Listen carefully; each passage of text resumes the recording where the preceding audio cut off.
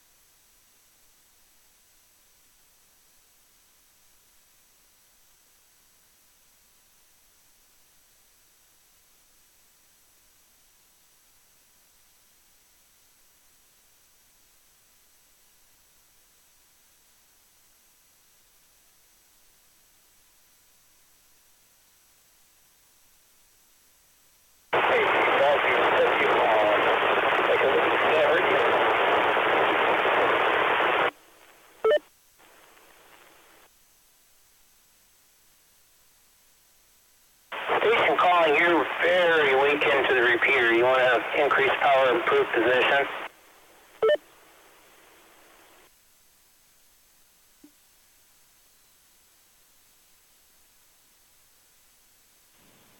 This is KG5BZW on Echo Link.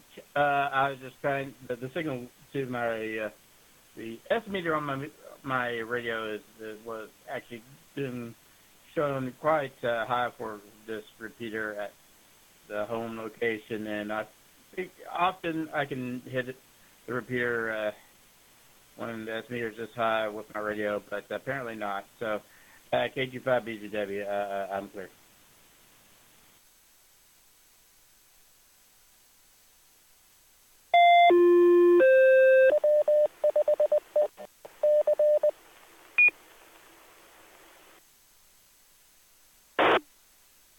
Yeah, Jay, tonight I'd recommend you stay on Echo Link tonight. That's probably the better way to go. You were very weak into the repeater, so there you have it. We're about a minute and a half away. This is KE5ICX.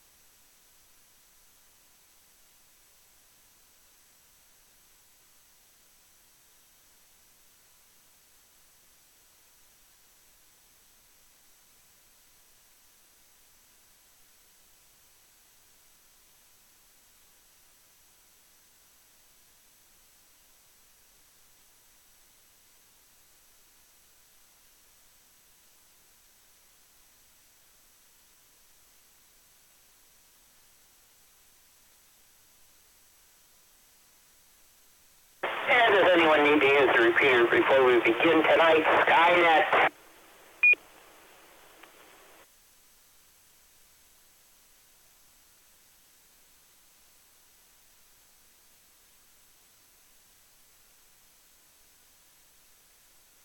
This is Kilo Echo 5, India Charlie X-Ray, KE5ICX. My name is Tom. I'll be your net control for this session of the DARC Skynet. Skynet is a weekly net called every Saturday night at 9 p.m. concerning the subject of astronomy. Our purpose is to help amateurs become more familiar with the nighttime and daytime sky, astronomy, and space in general. This net is open to all amateurs interested in this topic, and we encourage your participation, comments, and suggestions for this net. Stations with priority or emergency traffic may enter the net at any time by using the pro sign, break, and your call sign. This is a directed net. Please do not transmit without direction from net control. That would be me this evening. And stations are reminded to ID at the end of your transmissions. This weekly net operates on this frequency with a PL tone of 110 decibel niner. Check-ins via Echo Link are also possible using the W5FC-R station ID or Echo Link node 37247.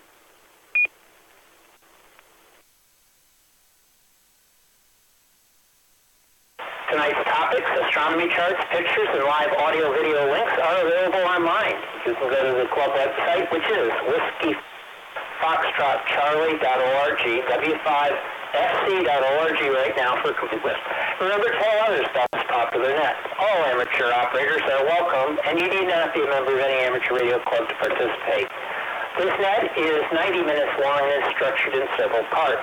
They are general announcements, Texas Astronomical Society of Dallas events, where and when you can look through a telescope, National Space Society events, discussion topic of the evening, what you can see in the sky tonight, a featured constellation or topic, recent astronomical discoveries, space exploration and space history, visible satellite ashes over the next couple of days, astronomical Q&A, and the 73 round. Now, can we get to all of those? Maybe, maybe not. It all depends. Remember, all amateurs licensed transmit on this frequency are invited to check in. So let's start with low power short time check-ins. Please come now with your call sign name, where you're transmitting from this evening. Let me know if you're low power short time.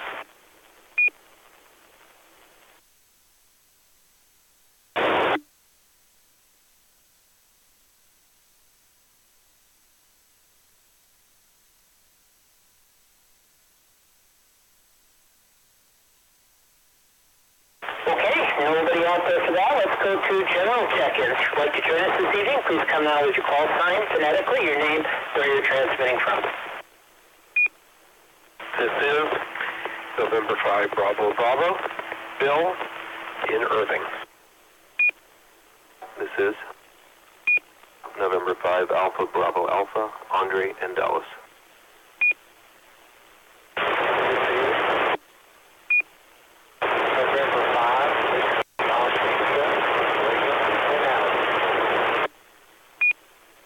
This is Kilo Charlie 5, Oscar Zulu Tango, Carolyn and Louisville. This is Whiskey 505, Oscar Zulu Lima, Brenda and DeSoto.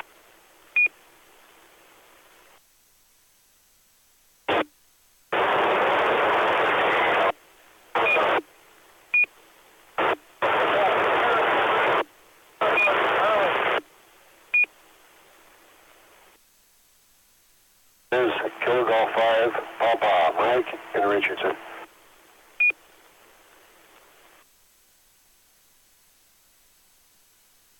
November Tango 5, Tango Mike, Tony in Dallas. Kilo 5 Alpha November Papa, Alan in Dallas.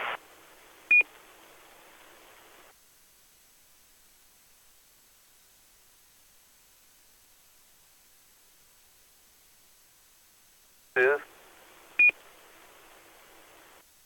65 Golf Uniform Sierra, it's Gus, far northeast Dallas.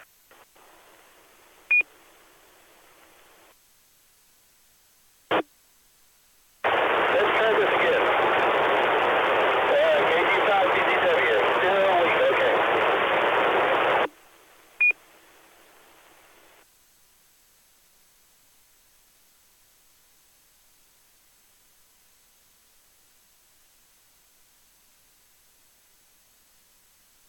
All right, let's hold up there. I'm going to need a couple of fills through this, but I think I got nearly everybody. I've got N5BB, Bill in Irving, N5ABA, Andre in Dallas. N5, I think it's NOI, William and Allen. Is that correct, William? I'm sorry, I should know your call by now.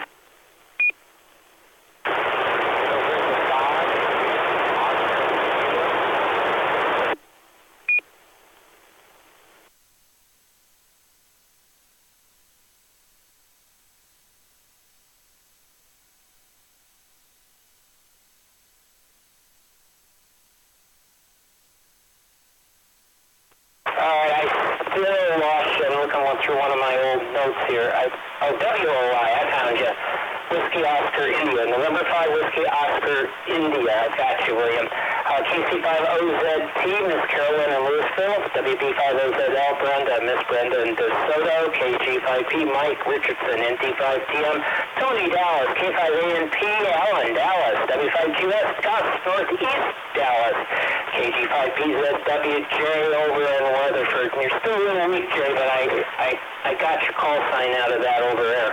Let me go ahead and take additional check-ins. If you'd like to join us this evening, please come now with your call sign name, where you're transmitting from. Kilo, Box 5 Zulu Bravo Lima, Bill, Farmers Branch.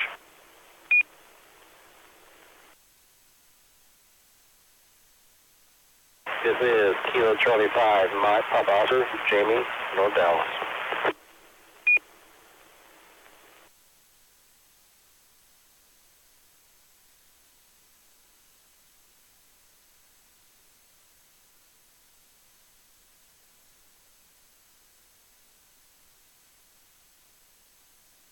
Okay, I got two more out of that. K5ZPL, Mr. Bill in Farmers Branch. KC5MPO, Jamie in North Dallas.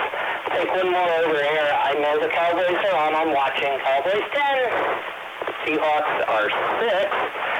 Let's see here. I'll take additional check-ins over here, and then I'll go to Echo Line. Please come now.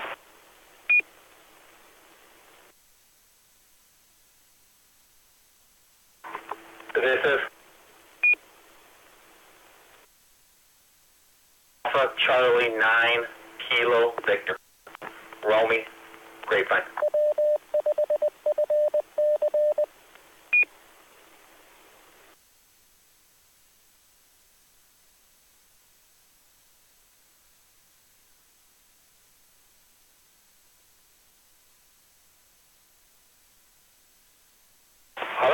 got one more, AC9KV, Romy and Grapevine. Thanks for a great net earlier this evening. I listened in. I was preparing for Skynet, but you had a great net. Thank you for doing that.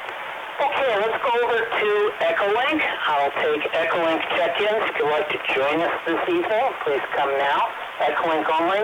Give me your call sign name and where you're transmitting from. Echolink only.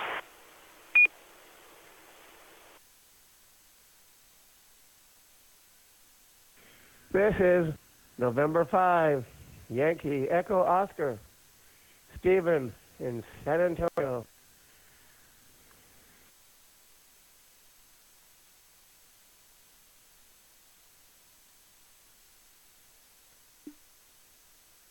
Papa Delta Sierra, Billy, and Sherman.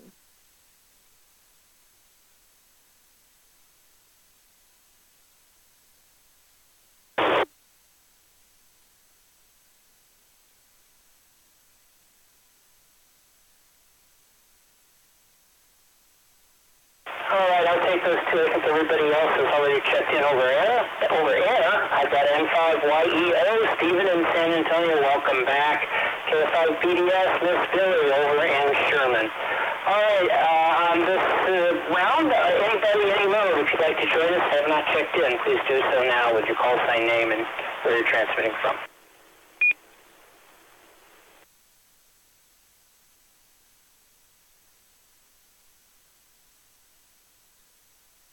Kilo Golf 5, Whiskey X-Ray Whiskey, Burleson.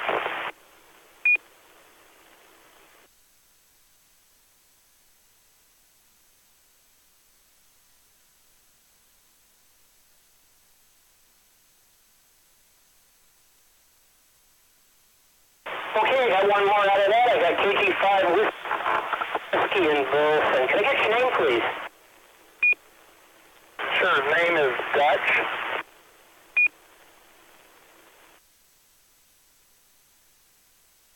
Okay, good. Dutch, I think this is the first time you checked in. KG5, Whiskey X-Ray Whiskey over in Burleson. Thanks for joining us. Okie dokie, let's go ahead and get started. I'll have additional check-ins later on. We always do. So let's go ahead and ask if there are any general announcements for this evening's net. They could be ham, astronomical, space, or of general interest to licensed hams. Please come out.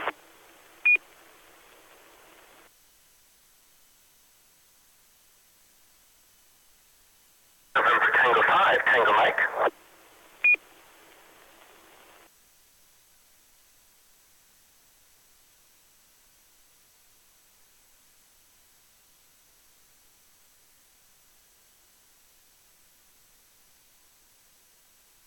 All right, Tony, NT5TM, go ahead with your announcements.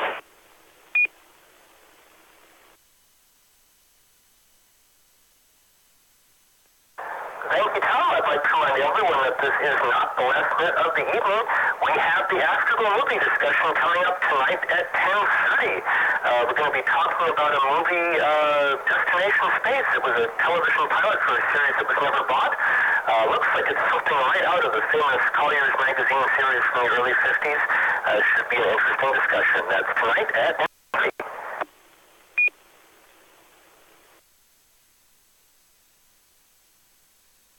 Of course, this is the first Sunday. That means we have meeting on the air tomorrow at 7 and racing streaming it tomorrow at 8. And of course, there's still more.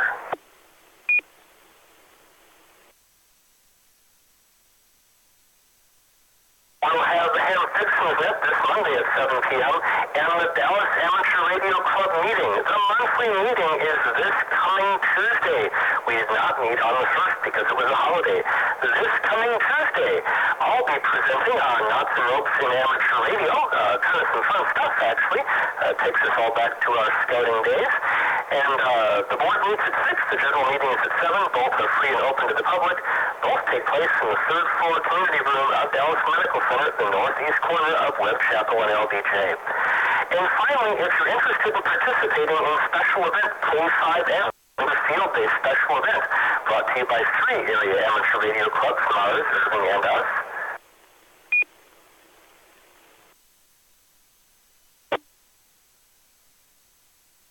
Then please head over to W5SC.org, scroll down on the right side, and sign up. We'd like to know you're coming. Lepus, this is NT5TM.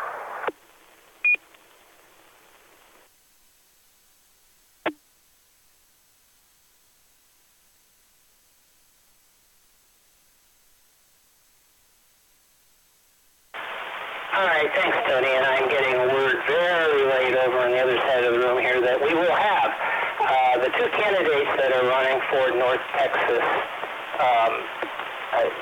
section manager for the ARRL will be speaking also. So if you would like to come by and see who the two folks are, I don't have their names in front of me right now, but you can go to the North Texas section website and find out who those two folks are. They are new. Jay Urish is stepping down, so you have an opportunity to find out who the two prospective folks will be. They'll be at the meeting at the Dallas Amateur Radio Club coming Tuesday, as Tony mentioned. Does anyone need any fills?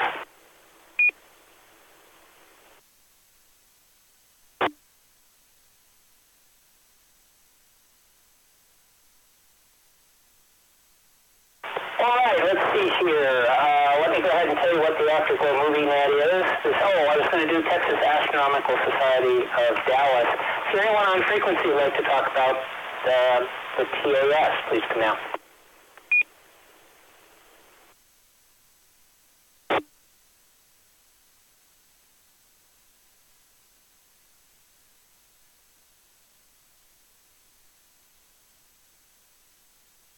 All right, I do have over here on chat,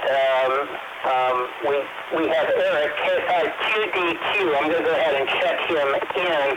He's trying to check in from the Stargazer party. I don't know if he can hear me or not, but Eric, if you could turn your radio to 11, you might be able to get in. So if you get increased power or improved position, I'll give you some extra time. I'll let you know if you're coming through. K5QDQ from KE5ICX. Go ahead, Eric.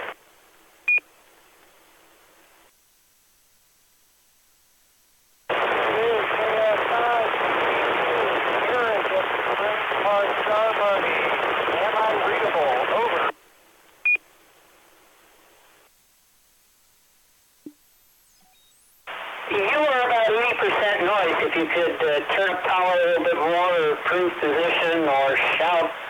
Most of it is just basic noise. If you want to go ahead and give us what's going on out there, we'll take it for what you got. But go ahead, K5QDQ from KE5ICX. You're up, and you have the net. Sorry if this is unfortunately very crackly. I'm on my hands. As high as power I can get it. We have very clear skies. Orion is above us, and it is beautiful. Everything else, we are actually closing down at this point, and it's getting a little cold and the dew is falling. This is KF5QDQ, back to net.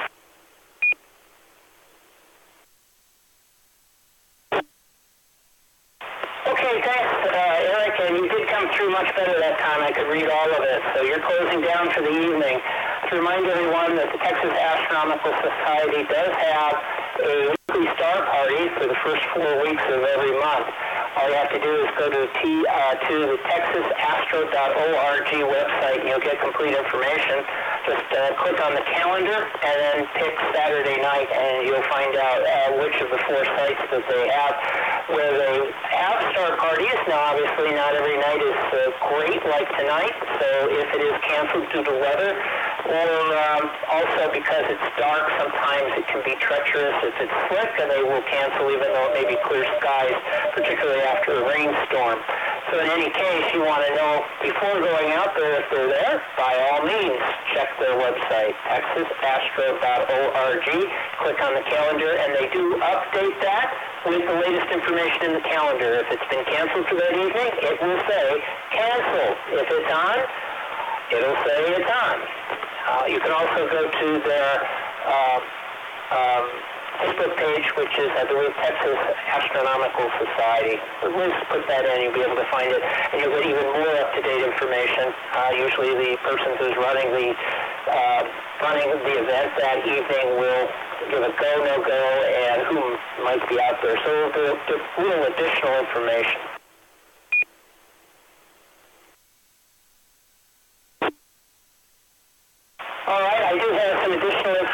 on the RRL NTX section manager coming to the meeting. The two people who are running are Ken Mitchell, he's Kilo Delta 2 Kilo Whiskey, and Steve Lott, that's Kilo Golf 5 Victor Kilo. These are the two fellows that are running for North Texas section manager. They will be at the DARC meeting on Tuesday evening. Our meeting starts at 7 o'clock and goes to about 9 o'clock. So there's free parking at the Dallas Medical Center. Okay, does anyone need any fills?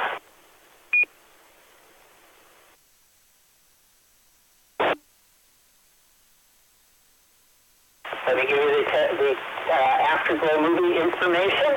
Everybody listen, there will be a test. James Benedict felt his job as director of the rotating space station was going in circles. But he approved the first lunar orbital mission, which ended abruptly with a meteor shower attacking the spacecraft. This mission will succeed, he thought. Well, that's what he thought right up to the second mission almost exploding due to frozen fuel. Join us for the next Afterglow movie at Destination Space, an almost unknown television movie from 1958. And by the way, it stayed unknown after 1958. That's tonight at 10:30 p.m. And you're welcome, even if you didn't see the movie, to talk about it.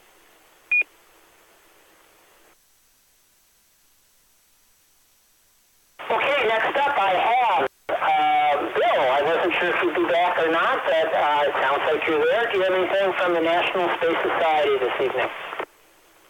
N5VB from KE5ICX.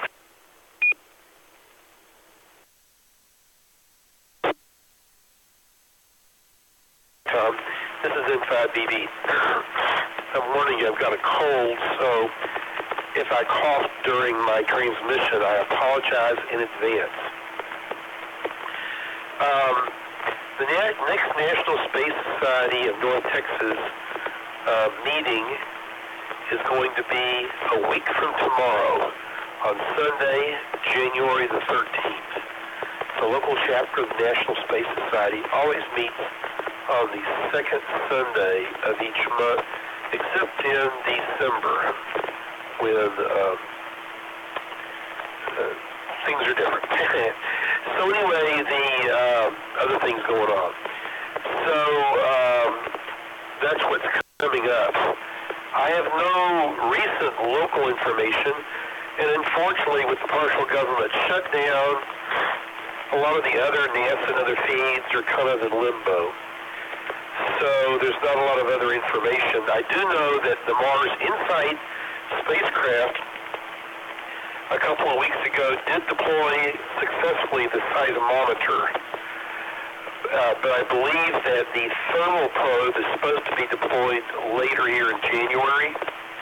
And I don't believe there's any information, any data from the seismometer yet.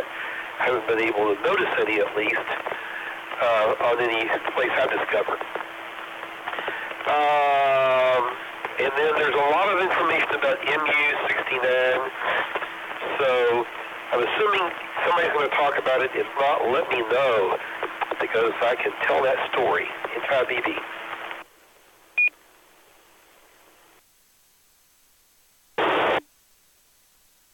All right. Very good, Bill. I appreciate the information. Let's see here. Let's go ahead and I'll take additional check-ins right now, and then I'll go ahead and get into the main topic this evening. So if you'd like to join us and have not done so already. Oh, and by the way, John, I got you. K5JDW up in Norman. Any additional check-ins, any mode, please come out.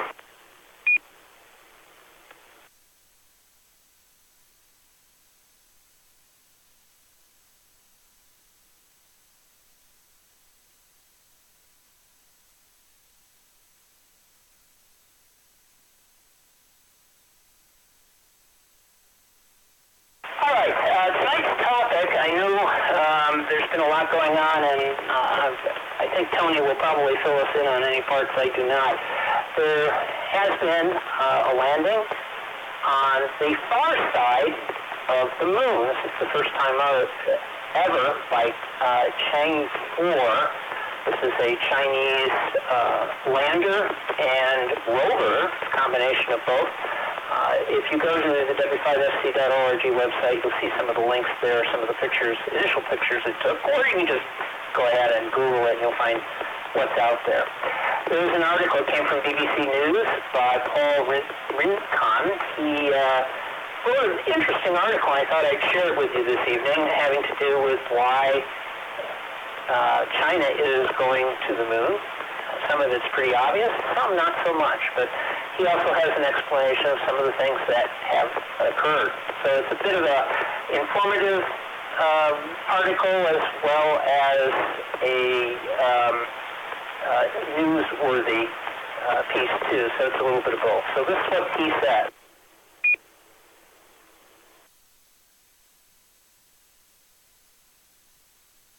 So the Chinese robotic rover has got its wheels dirty after rolling off its landing craft and onto lunar soil. The Chang'e 4 spacecraft touched down on the far side of the moon at 10:26 Beijing time on Thursday, this past Thursday. Lunar Exploration Chief Wu Liren echoed Neil Armstrong's famous quote, telling state media that the event marked a huge stride for China. The rover and lander are carrying instruments to analyze the unexplored region's geology. It represents the first time ever an attempt and landing on the far side of the moon, which has distinct characteristics different from the near side that we can see from Earth.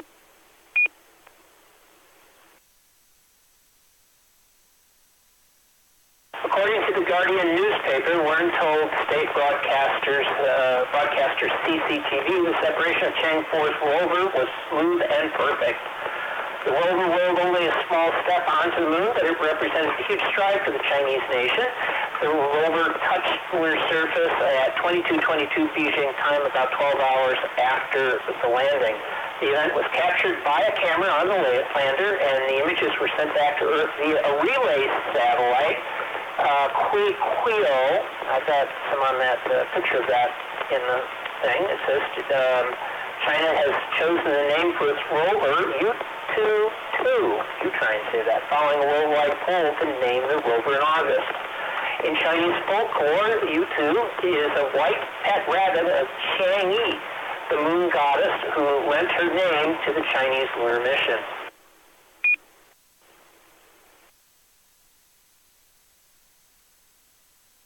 The number 2 at the end of the name acknowledges its predecessor, the Chinese rover called U-2, which touched down on Mare Imbrium on the moon's near side in 2013.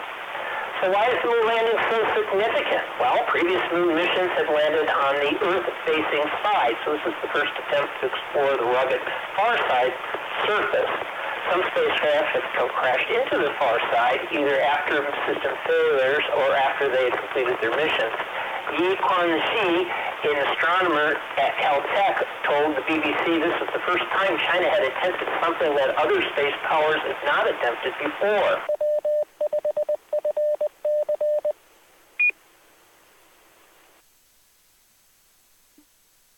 Landing on the far side isn't fundamentally different to landing on the near side of the moon, but it presents a communications challenge because there is no direct line of sight to Earth.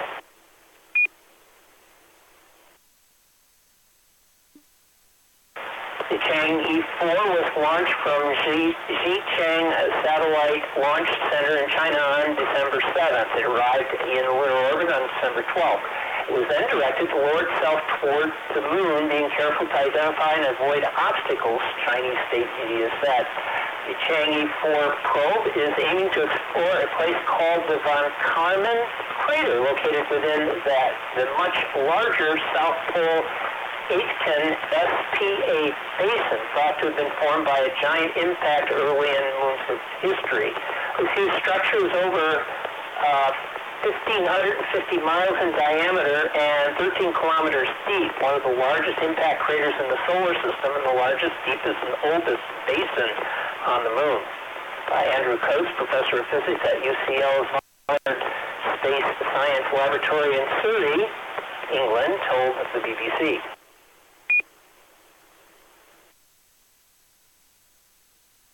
Now, as I mentioned, if you go to the link, you'll see where the successful moon landings are, and you'll see the far side in Chang'e 4's landing position.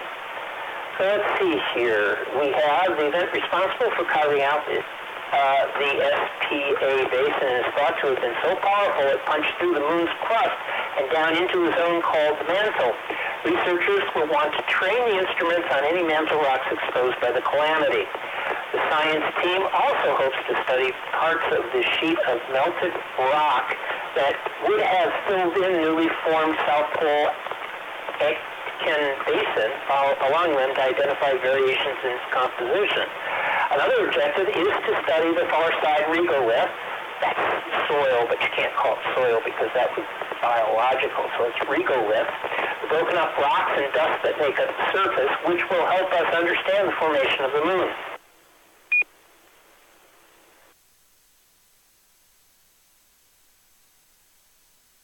What else might we learn about the mission? Well, Chang'e's 4 static lander is carrying 2 cameras, a German-built radiation experiment called LND, and a spectrometer that will perform low-frequency radio astronomy observations. Scientists believe the far side could be an excellent place to perform low-frequency radio astronomy because it is shielded from the noise from Earth.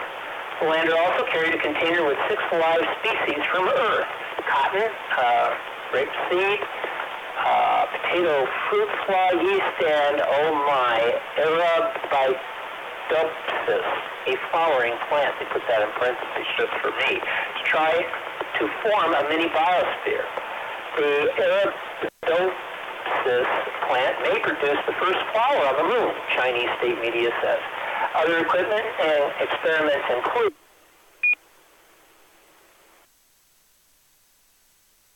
a panoramic camera, a radar to probe beneath the lunar surface, an imaging spectrometer to identify minerals, an experiment to examine the interaction of solar wind, which is a stream of energized particles from the sun with the lunar surface. The mission is part of a larger Chinese program of lunar exploration. The first and second Chang'e's missions were designed to gather data from orbit, while the third and fourth were built for surface operations. Chang'e 5 and 6 are sample return missions, delivering lunar rock and soil to laboratories on Earth.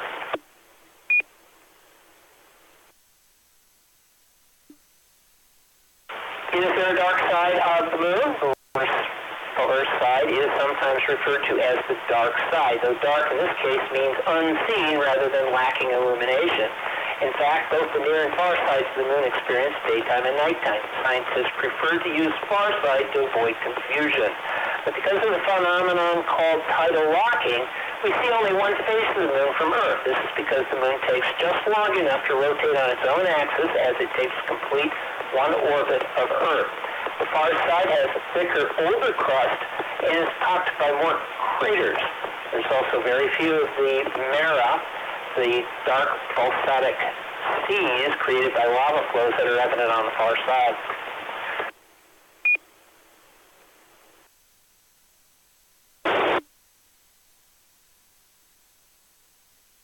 So how will scientists keep track of the rover? In an article from the U.S.-based Planetary Society in September, that Planetary Society, Dr. Wang Zhao from the China University of Geosciences in Wuhan said the challenge faced by far-side mission is communications.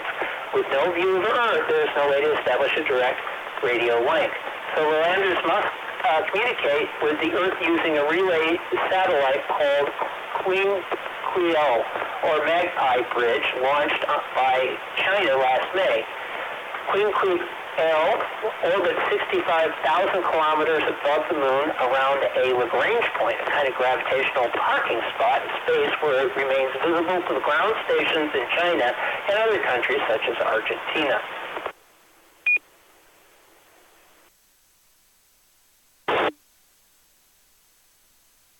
So what is plans for space? Well, China wants to become a leading power in space exploration alongside the United States and Russia. It has long harbored ambitions to send its own astronauts to the moon and will begin building a new space station next year with the hope that it will be operating by 2022. Commentators have focused on the secrecy surrounding this launch and landing. The details of the E4 landing attempt were sketchy before the official announcement that it had been a success. Careful news management echoes the way the Soviet Union handled its space missions in the latter half of the 20th century. The far side of the moon is more rugged than its near side, so Chang'e 4's landing was more risky and complex. Scientists targeted a very flat area, but coming down on a sharp outcrop would have spelled instant failure for the mission. Caution by the Chinese authorities could have been behind the limited flow of news, which saw audiences searching for unofficial feeds of the launch on the social network Weibo due to the lack of coverage on state television. But Yi Guangxi said China has made efforts to be more open. They live streamed the launch of Chang'e 2 and 3, as well as the landing of Chang'e 3. PR skills take to develop, but I think China will get there, he said.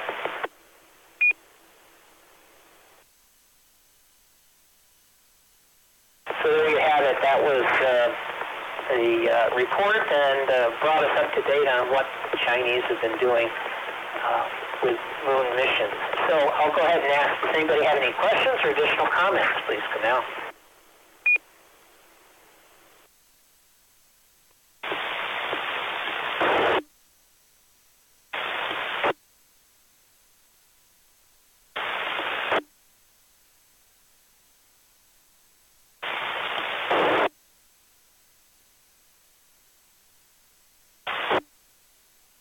All right, I hear nothing. Let's go ahead and continue. Let's see what you can see in the sky over the next couple of days. Miss Brenda has volunteered to take that section this evening. So WB5OZL, go ahead with your report.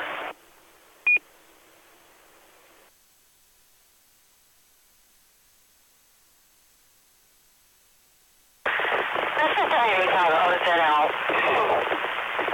Unfortunately, the link I was looking at looks to be a different night for this, so let me just scan quickly and see if I can find the right one. Hold on, please.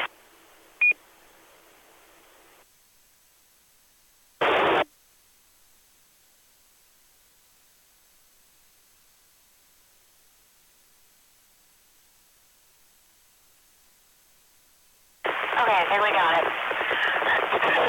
This is from earthsky.org, and this is about the January 6th solar eclipse patch. 2019's first new moon falls on January 6th at 1:28 UTC. This new moon will pass between the Earth and Sun to stage a partial eclipse of the Sun. It happens on the night of January 5th for time zones in the Americas, and thus we won't see it except for a tiny section of Alaska shortly before sunset January 5th. But if you do not reside at the right spot on the globe, you can see the moon taking a bite out of the solar disk. The January 6, 2019 partial solar eclipse starts at sunrise in Asia, then travels rapidly eastward for roughly 4.5 hours. Finally ending at sunset in the Aleutian Islands extending from Alaska. The animation above shows the eclipse viewing site area as is shaded in some a shaped circle along moving across Earth's daytime side. Anyone within the moon's penumbral zone will see varying degrees of a partial eclipse. The U.S. will not see the solar eclipse as we are nighttime during the event. Eclipses always come in pairs. A solar eclipse always happens within one fortnight, approximately 2 weeks of a lunar eclipse. Sure enough, later this month, on the night of January 20 to 21, 2019, there will be a total eclipse of the moon visible in the Americas, Europe, Africa, and the Middle East. Then the superlunar eclipse of January 21st to 21, 2019. Often, but not always, the solar eclipse next comes after 6 lunar months, 6 returns to new moon. Indeed, we find another solar eclipse taking place 6 lunar months later on July 2nd, 2019. Likewise, another lunar eclipse often occurs after 6 lunar months, 6 returns to full moon. Once again, we find another lunar eclipse occurring 6 lunar months later on July 16th, 2019, or 1 fortnight after the total solar eclipse of July 2nd, 2019. Because the first solar eclipse comes so early in the year in 2019, January 6th, that leaves enough time for a third solar eclipse to occur before the end of the year in 2019. The third and final solar eclipse of the year comes 12 lunar months after January 2019. The January 2019 partial solar eclipse to showcase an annular eclipse on December 26, 2019.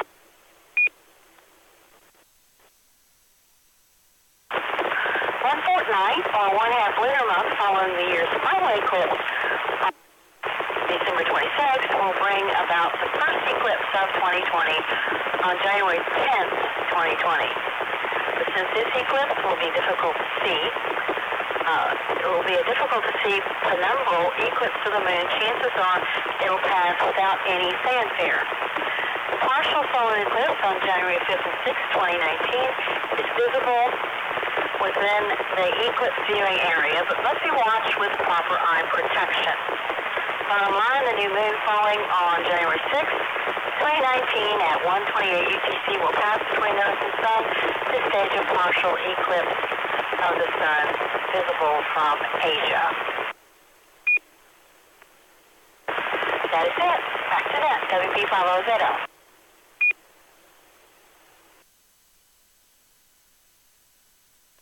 Very good. Thank you, Ms. Brenda, for handling that section of the net for us. And I'll go ahead and ask for any additional check-ins. Please come down with your call sign name, where you're transmitting from.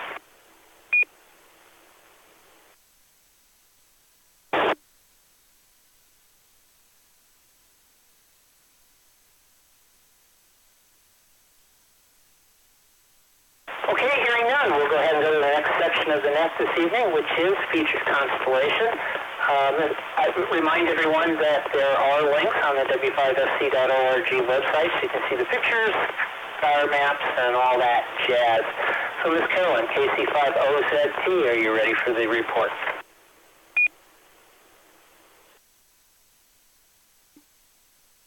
Good evening, this is KC50ZT, and tonight we're going to look at Lepus. That means the higher in Latin. It was first cataloged Ptolemy in the 2nd century. It's home to some famous variable stars. One by Lepus, known as Heinz Crimson Star, and some deep sky objects. It's 51st constellation in size.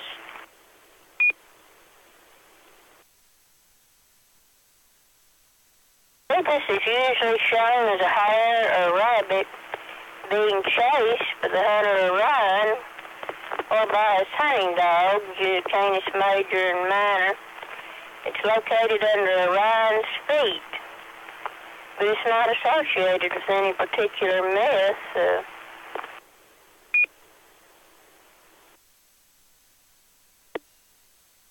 And it has some very interesting stars.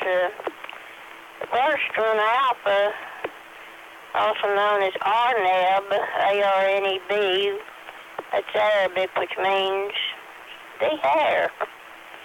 It's the brightest star in Lepus. It's a yellow-white supergiant, magnitude 2.59 at class F.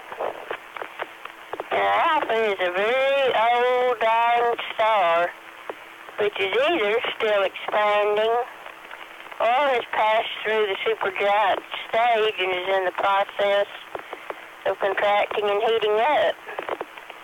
They expect it to end its life in a supernova explosion.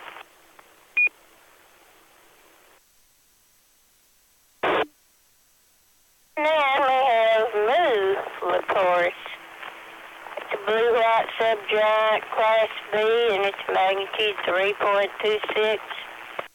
It's a suspected variable star with a period of about 2 days. Its spectrum, though, has an overabundance of manganese and mercury. And an X-ray source has been detected, but less than an arc second from the sky, from the star. It might be a star that's not yet on the main sequence, or maybe a small, low-temperature star.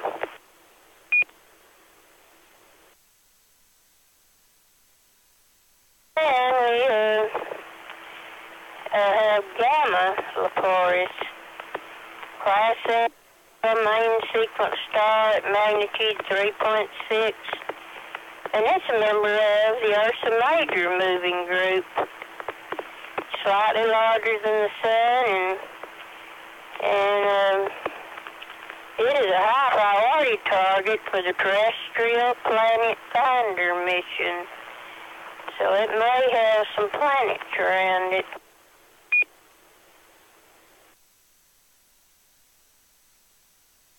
Then,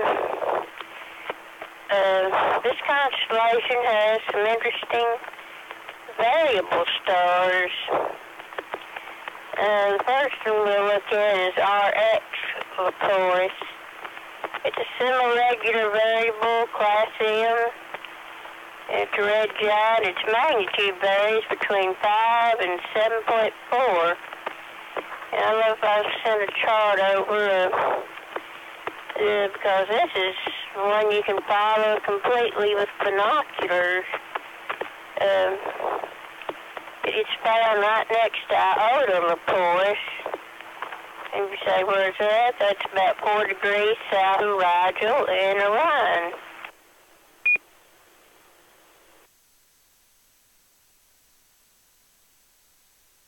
That's a fun one to follow, all right. But the most famous one is R Lepus, also known as Heinz Crimson Star.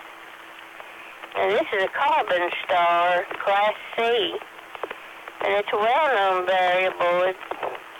It is a long period, one ranging in magnitude from 5.5 to 11.7.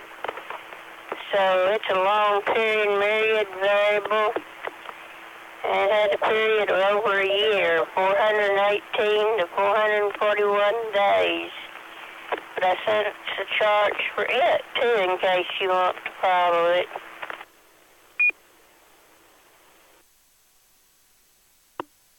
And it got its name. The star was discovered by the British astronomer J.R. Hind in 1845, and that was named Heinz Crimson Star. He described the star as appearing like a drop of blood on a black field. And of course it appears reddest when it's dimmest. And during those periods it may be the most visible reddest star in the sky. They think the intense redness may be a result of the carbon in the star's outer atmosphere, removing the blue part of its visible light spectrum.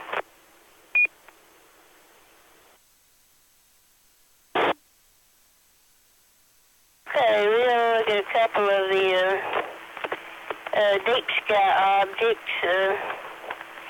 First one is M79. It's a globular cluster, magnitude 8.56.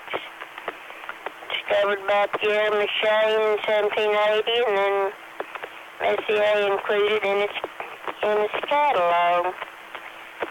And one thing unusual, like M54 and Sagittarius, the other extragalactic globular cluster, M779 is believed to have actually originated outside the Milky Way in what's called the Canis Major dwarf galaxy. This dwarf galaxy is currently interacting with the Milky Way, and I think it's unlikely to remain intact after the encounter.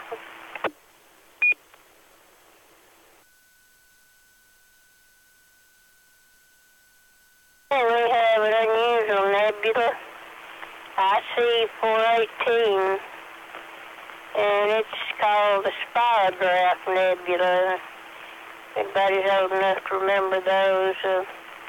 It's a planetary nebula, magnitude 9.6. And it was named the Spirograph Nebula because its intricate pattern, as you can see, it's similar to those that can be created with a spirograph. So, Lepus is interesting. Not as many deep sky objects, but boy, if you're interested in variable stars, you have got some beautiful ones to look at. So, I'll take a tour through it and try those. If there's any questions, Tom, I'll turn it back to you. KC5OZT.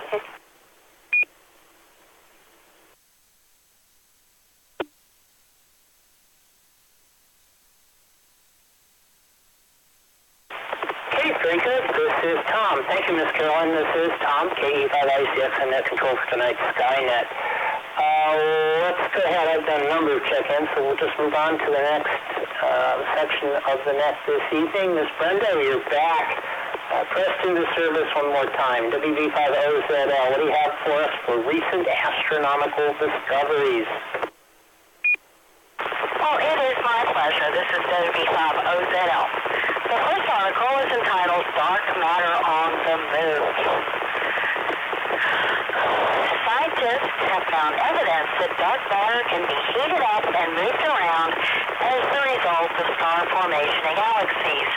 The findings provide the first observational evidence for the effect known as dark matter heating and give new clues as to what makes up dark matter.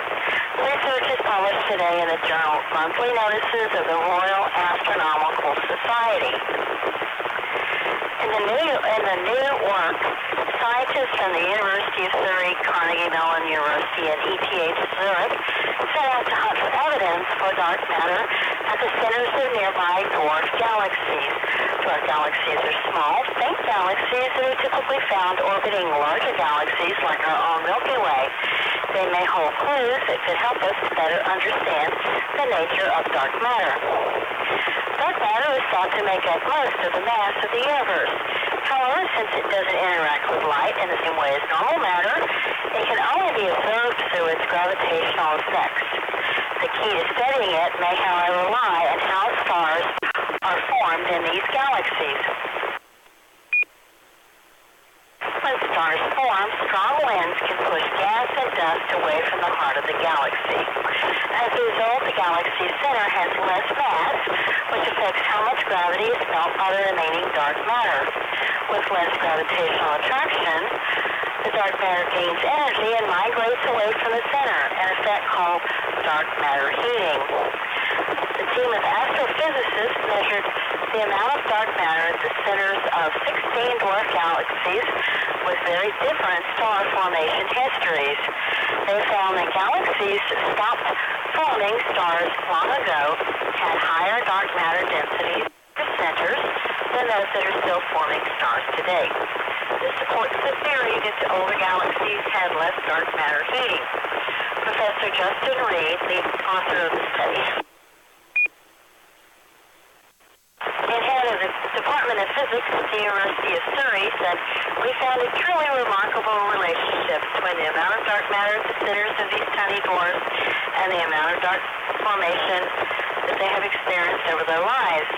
The dark matter at the centers of the four star-forming dwarfs appears to have been heated up and pushed out." The findings provide a new constraint on dark matter models. Dark matter must be able to form dwarf galaxies that exhibit a range of central densities, and those densities must relate to the amount of star formation. Professor Matthew Walker, a co-author from Carnegie Mellon University, added, "This study may be the smoking gun evidence that takes us a step closer to understanding what dark matter is. Our finding that it can be heated up and moved around motivate searches for a dark matter particle." The team hopes to expand on this work by measuring the central dark matter density in a larger sample of dwarfs, pushing to even fainter galaxies, and testing a wider range of dark matter models.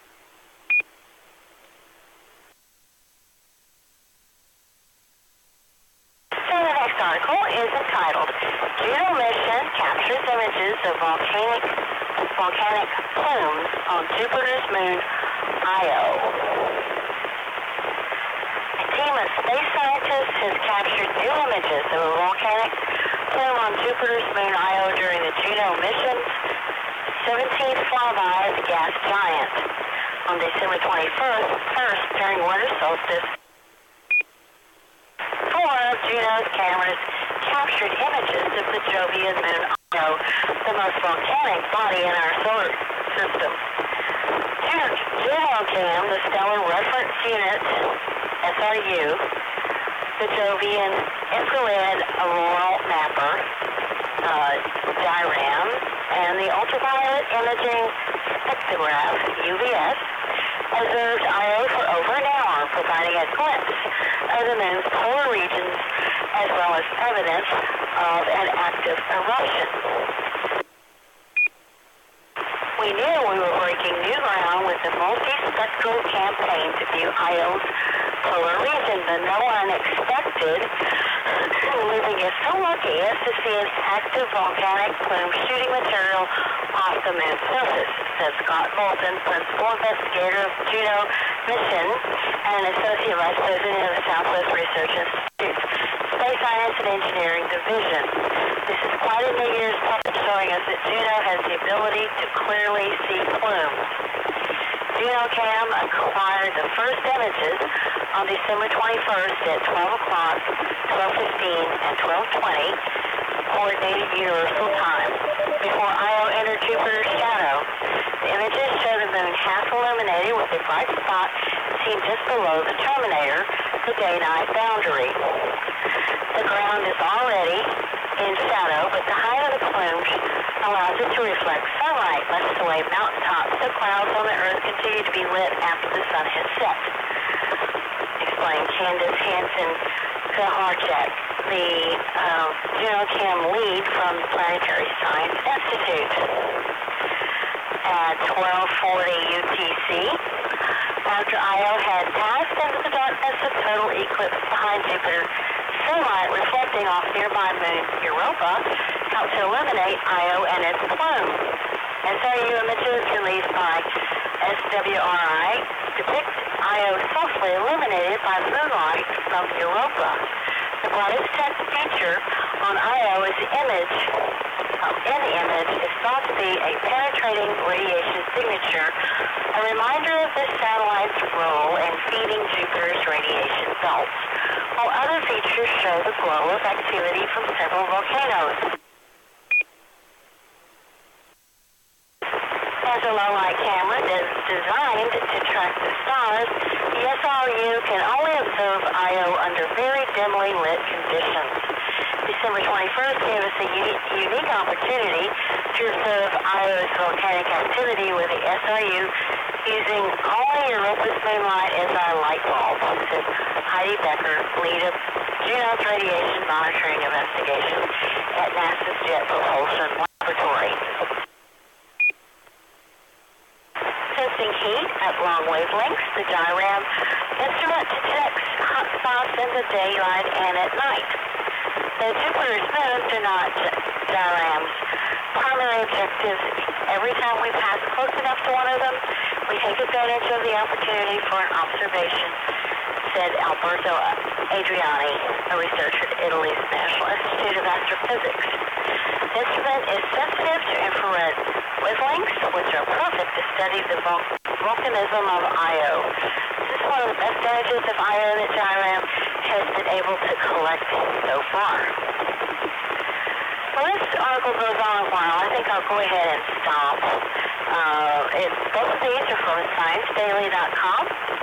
So back to Nat. This is WB5OZL.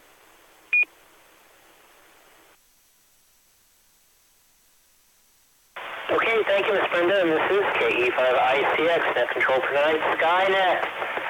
Let us continue.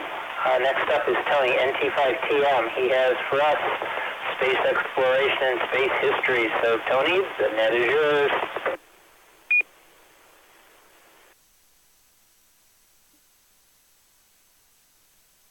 Thank you very much, Tom. You did a great job of covering the Chinese 4 mission with this U-2 rover. That's U-2, the word numeral 2, rover. I wanted to put, I know we've all been talking a lot about the New Horizons probe. I'd like to put a little bit of an amateur radio slant on both of those missions briefly. The Chinese mission was also accompanied by 2 microsatellites, one of which is meant to conduct radio astronomy observations between 1 and 30 megahertz. Those are frequencies familiar to us as and we also know as amateurs that these frequencies are usually refracted back to Earth by the Earth's ionosphere. So it's not really practical to observe these sort of radio waves coming from space.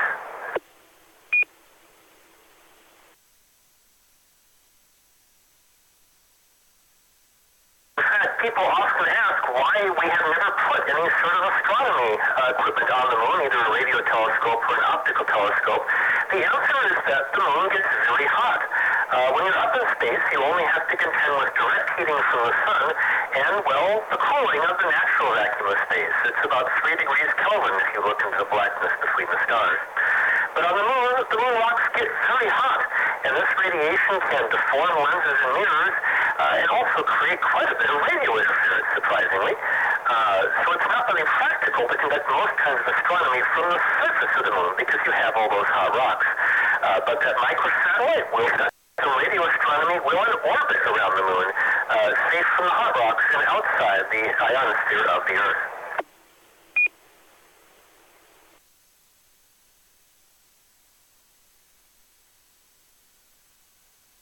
The communications relay satellite for the Chinese moon lander has a dish about 4 meters in diameter. That's 2 meters bigger than New Horizons has to get back to us from all the way past Pluto.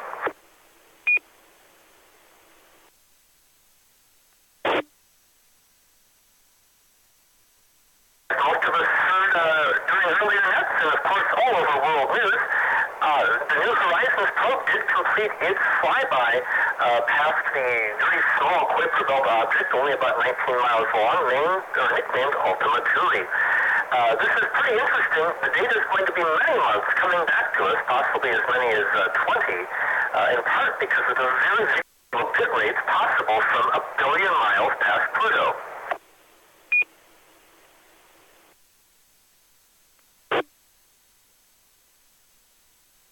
Being a ham, I wanted to calculate a little bit of a budget, and I don't work for Johns Hopkins.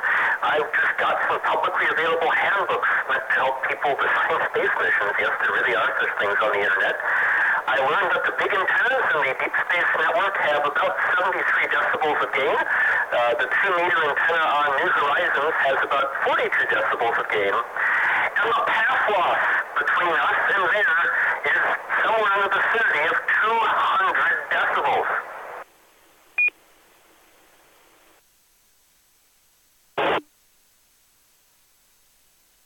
With New Horizons' tiny 12-watt radio transmitter, I calculated you could expect to receive a power of 1%, a millionth of a billionth of a watt.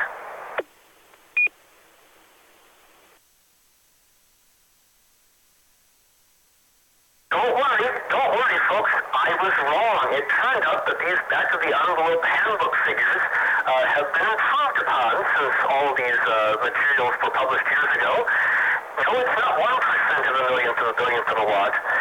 They've recovered almost 20 dB of loss reduction. Yes, that's right. The New Horizons signal is an entire millionth of a billionth of a watt.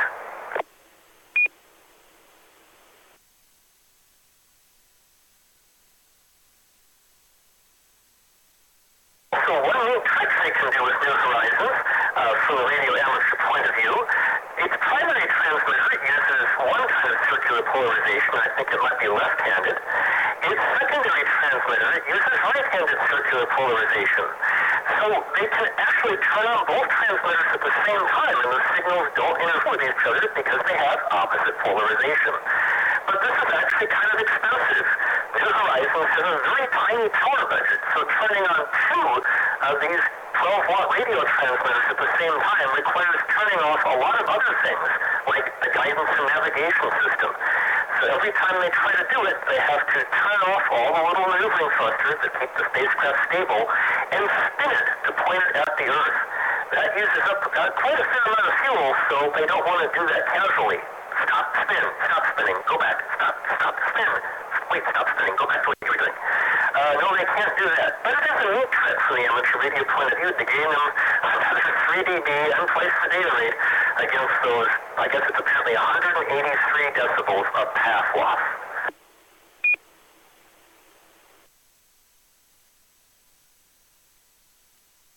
And we hope that we won't be hearing anything from New Horizons for a little while.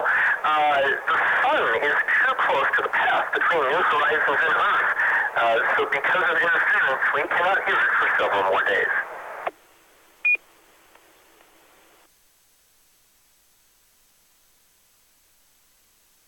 There's one other piece of space news I forgot to tell Tom about it, so he doesn't have a picture at w5fc.org or on the YouTube stream.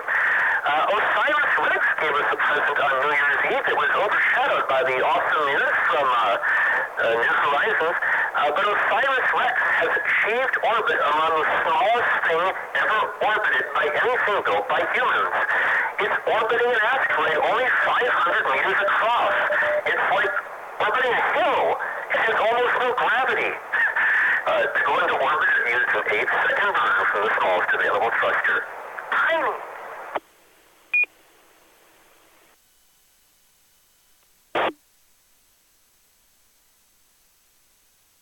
Most of us who've done any hiking or bird watching have climbed taller than this asteroid is big. It's pretty impressive to orbit that. Well, let's go on to this week in space history. On the 1st of January, 1801, they found a new planet, or they thought they did. Ceres, the biggest object in the asteroid belt, was discovered by Giuseppe Piazzi at the Palermo Astronomical Observatory on New Year's Day, 1801. It was originally thought to be a planet, but then was reclassified as an asteroid in the 1850s after lots and lots of others were found. So a New Year's present, that's still contributing to science. Ceres, many minor planets have big high numbers. The one for Ultima Thule has like 6 digits. Ceres gets the minor planet number 1.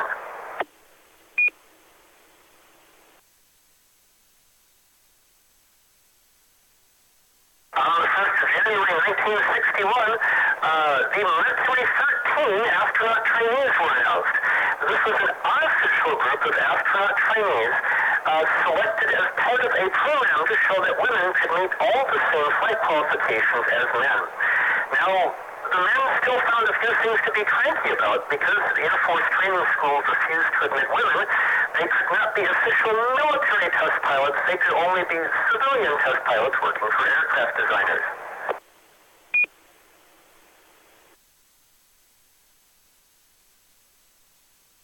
When they were young, they were in perfect health. They had 1,500 or more hours and 10 years of experience as pilots.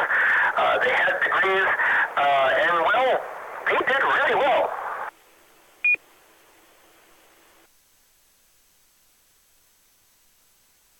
Lovelace, the director of the Lepus clinic where the Mercury astronauts underwent their grueling medical testing, portrayed in the movie The Right Stuff, worked with test pilot Jackie Cochran to try to prove that women were just as qualified as men to be astronauts.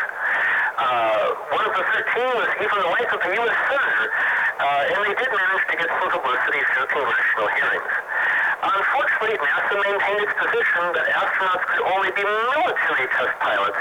All of whom had to be white males, because that's the only people allowed to attend the Air Force test pilot school.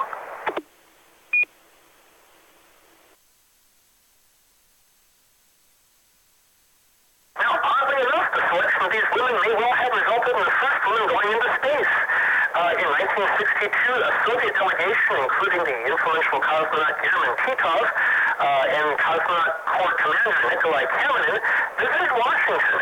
and they had a barbecue with John Glenn.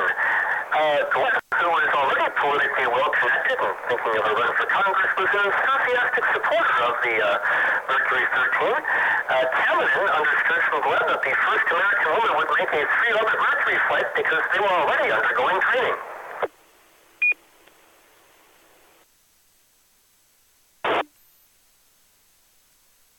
Believing that he could honestly tell his superiors the Americans will beat us, Cameron was able to convince the Soviet government to go ahead and begin training a Soviet female cosmonaut within weeks of his return. The Soviets were obsessed with being the first to do anything in space. So even though NASA's female cosmonauts never materialized, Delfina Tereshkova became the first woman in space on June 16, 1963.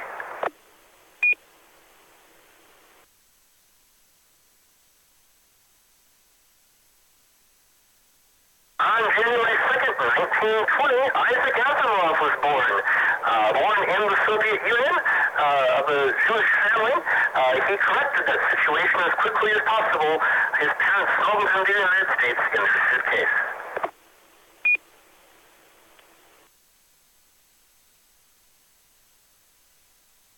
He wrote the famous Foundation trilogy, a copy of which traveled electronically into space, along with Elon Musk's Tesla Roadster on the first Falcon Heavy flight, and hundreds of other fiction, non-fiction, and popular science works. On January 2nd, 1959, Luna 1, which was later renamed Dream, was fired at the moon.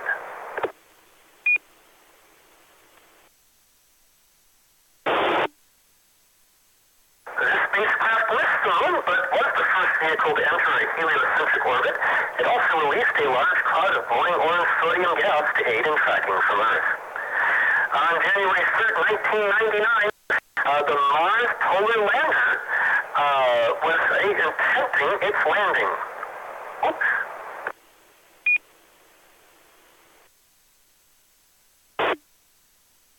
Oh, excuse me, I switched those dates. The Mars Polar Lander was launched on January 3rd, 1999. Launched on January 3rd. It later attempted landing on December 3rd, 1999 and became the worst birthday present I never got. It was going to attempt to drop impact penetrators into the surface and conduct all sorts of interesting science. But because of a software malfunction, it cut off its descent thrusters while still many tens of meters above the surface. It mistook the vibration of the landing legs unfolding for "I've landed." The software glitch was well known ahead of time, and they attempted to band-aid it, but a very limited budget for software testing prevented any testing of the fix. The failure resulted in a review of NASA's faster, better, and cheaper approach to planetary missions, convincing them that you can be too cheap, too fast, and that's not better.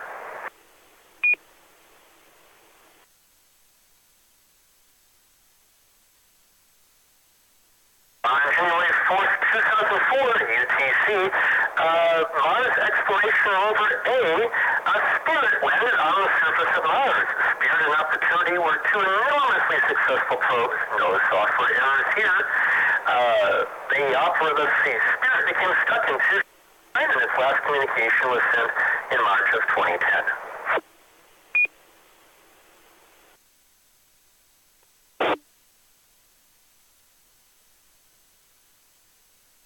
On January 5th, 1969, the Soviet Union launched Venera 5. They had a lot of misses and failures, so it's only fair I give them credit for some successes.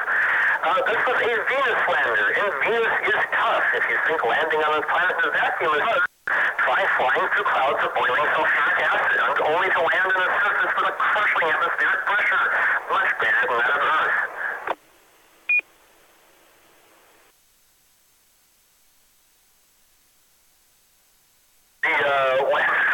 Approached the planet Venus and returned science for 53 minutes while descending from the clouds and suspended through a parachute. They contain new chemical experiments based on lessons from previous Soviet Venus landers, and they were even able to reduce the size of the parachutes so they could pack in more scientific equipment, knowing that the atmosphere was very dense.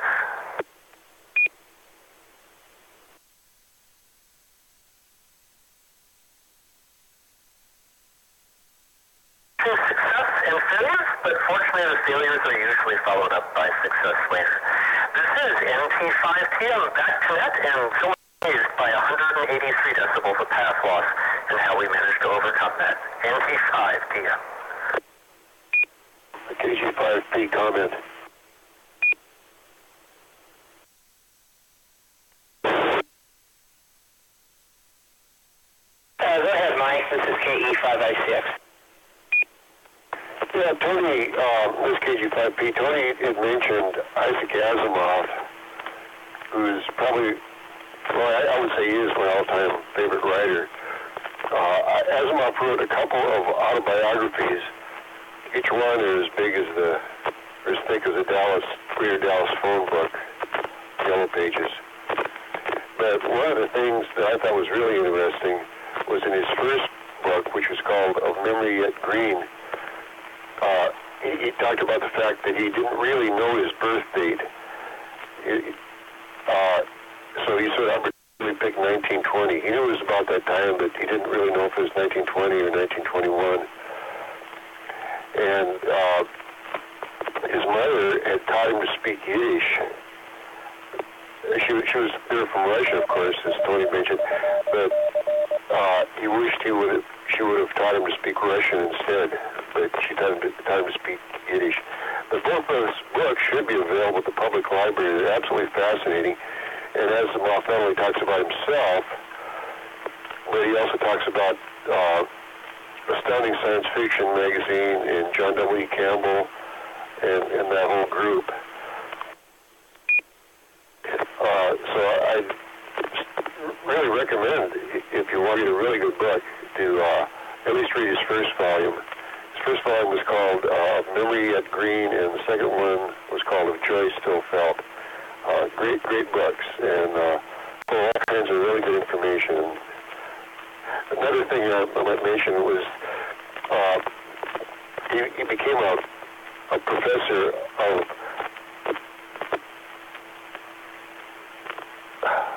biochemistry, I believe, biochemistry at Columbia, but he said he never took a biochemistry course in his class. His PhD was in chemistry, and there's all kinds of great stories about his PhD and his pseudo-thesis that he wrote called the Endocrinic Properties of Sublimated Thiopurine, which was a mythical chemical that he wrote a 40 PhD thesis about this chemical would dissolve in water 1.5 seconds before it got in the water, and he said it could predict the future and all kinds of things. And he actually had a bunch of people trying to research this 40 thesis in the New York Public Library. But great book, Of Memory Yet Green. Back to that KG5P.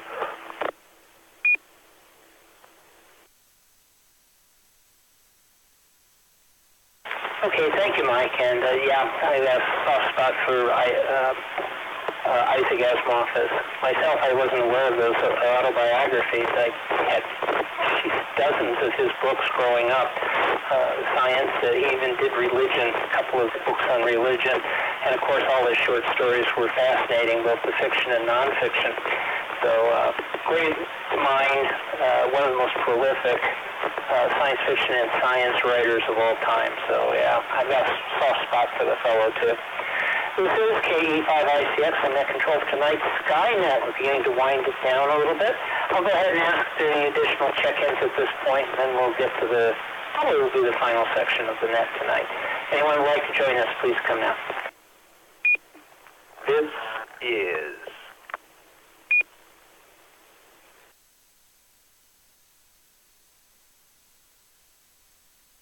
WV4MFI Whiskey Bravo number 4 Mike Foxtrot India Ted Low Power Dallas.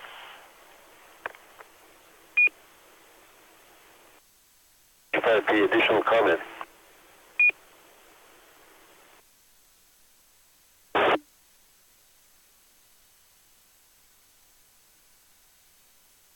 All right, hold on there, Mike. I'll get you in a second. I've got WB4MFI, Ted in Dallas, low power. Any additional check-ins, please come now.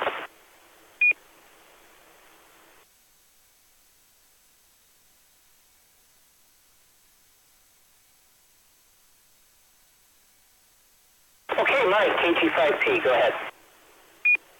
Okay, thank you, Tom. Yeah, you mentioned he wrote about on religion. He wrote another book, which is actually bigger than the Dallas Yellow Pages, on the Bible, his guide to the Bible. He also wrote another book, equally thick, on Shakespeare, all the works of Shakespeare. Another great book. If you ever want to, if you read Shakespeare and you have trouble cracking the code, that's definitely the book to have, because he explains it. And he also wrote a lot of mysteries as well, non-science fiction related. Back to that. Thank you, Tom. KG5P.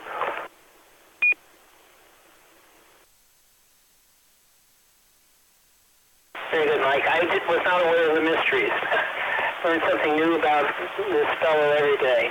He's had one of the most prolific writers of all time. I think he wrote something like 300, at least 300 editions, 300 different books on varying subjects. Okay. Oh, and by the way, well, and you're aware of this, he's the guy that came up with geosynchronous orbit for communication satellite. It is attributed to him. Okay, Section 7 is visible satellite passages over the next couple of days. This information comes from heavens-above.com, heavens with a hyphen, above.com. All this information is available. All you have to do is plug in your longitude and latitude, your location, and then you can check out satellites of all different sorts. These include the International Space Station, amateur satellites, iridiums,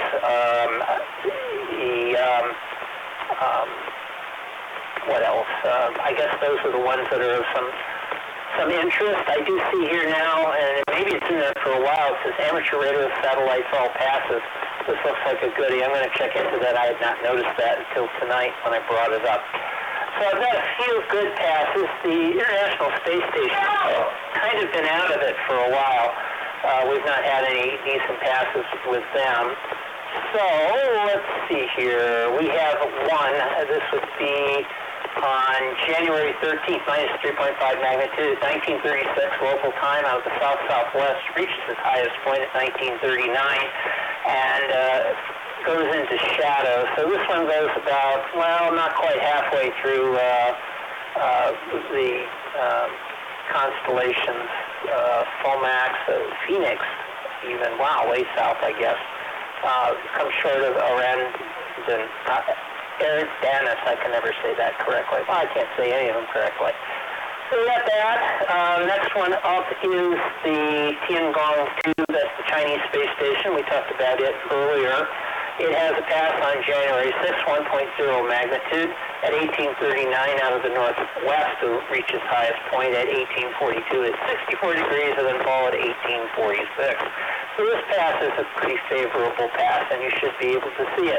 Now, is it bright enough to see here in Dallas? You betcha. I've seen it. In fact, one time I saw both, well, it was Tiangong 1, but I saw Tiangong 1 and the ISS pass simultaneously in different directions. That was cool. And it's a full pass out of the northwest, and then it falls to the southeast, so it's definitely worth seeing.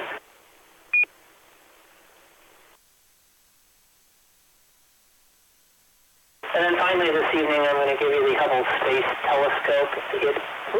I've got one pass on January 9th that looks pretty good.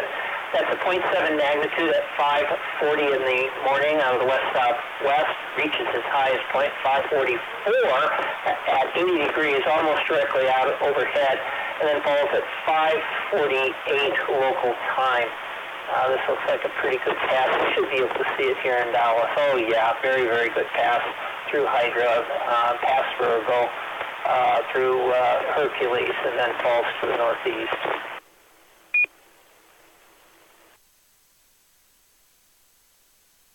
So kind of starting this evening on passes, but they are good passes for the most part, and they are observable here in Dallas. Let me go ahead. I've already asked for several check-ins, kind of a quiet evening as we watch the Cowboys hopefully win this game. It's 24-20, but it's getting real dodgy, and the Seahawks looks like they could indeed. They're still 3 points behind with a possible touchdown. So I'll go throw that in as one of our segments this evening. go ahead and see if there's anyone out there with questions. The next round is the astronomical Q&A. You have a question about something astronomical or space-related? We have our panel of experts. They're all here ready to tell you. Anybody have any questions or any comments they'd like to bring to the net that maybe we didn't capture or talk about that maybe we should have? Please come with your call sign.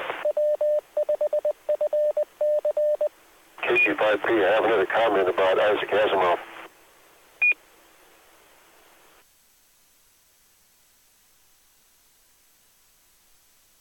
Okay, Mike, go ahead. The net is yours. Okay, well, Isaac Asimov wrote over 300 books. I think it was like 348. I may be off a few one way or the other. But every time he would write 100 books, he'd write an opus that would have selections. And the first one was 100, and then there was opus 200, and then there was an opus 300. I don't think he ever got to opus 400 because he stopped short of 400 books. The other thing that Tom had mentioned was that he came up with the idea of geosynchronous communication satellites. Actually, that was Arthur C. Clarke, and who was a contemporary of Asimov, by the way, and they both were started by John W. Campbell. They both got started, who was the publisher of Astounding Science Fiction magazine. But Arthur C. Clarke, when he came up with his idea for geosynchronous communication satellites, he thought they would have to be manned, because back then the technology was, those switchboards, all the plugs and stuff. He thought it would have to be manned by an operator to plug stuff in. So he was ahead of his time, but not in every case. It's difficult to predict the future. Asimov, besides writing 400 books and stuff, when he first wrote his first book, he submitted it to Astounding Science Fiction magazine, to John W. Campbell. He was 18 years old. The book was called, I think he called it like the Helix of Time or something like that, where you think time is kind of like a screw, and to go into the future, you have to go along the threads of the screw. But this book was about how you could skip going around the threads of a screw and just jump from one thread to the other. But he submitted that to John W. Campbell, who he didn't publish it. He told him how to fix all his errors. And so John W. Campbell had given him his start as a writer, also Arthur C. Clarke, and also Robert Heinlein. He did not, Ray Bradbury came a different way, but those three writers both owe their careers to John W. Campbell. And we can talk about him sometime too, but I've gone too long. Back to him. Thank you, Tom. KG5P. I love this stuff.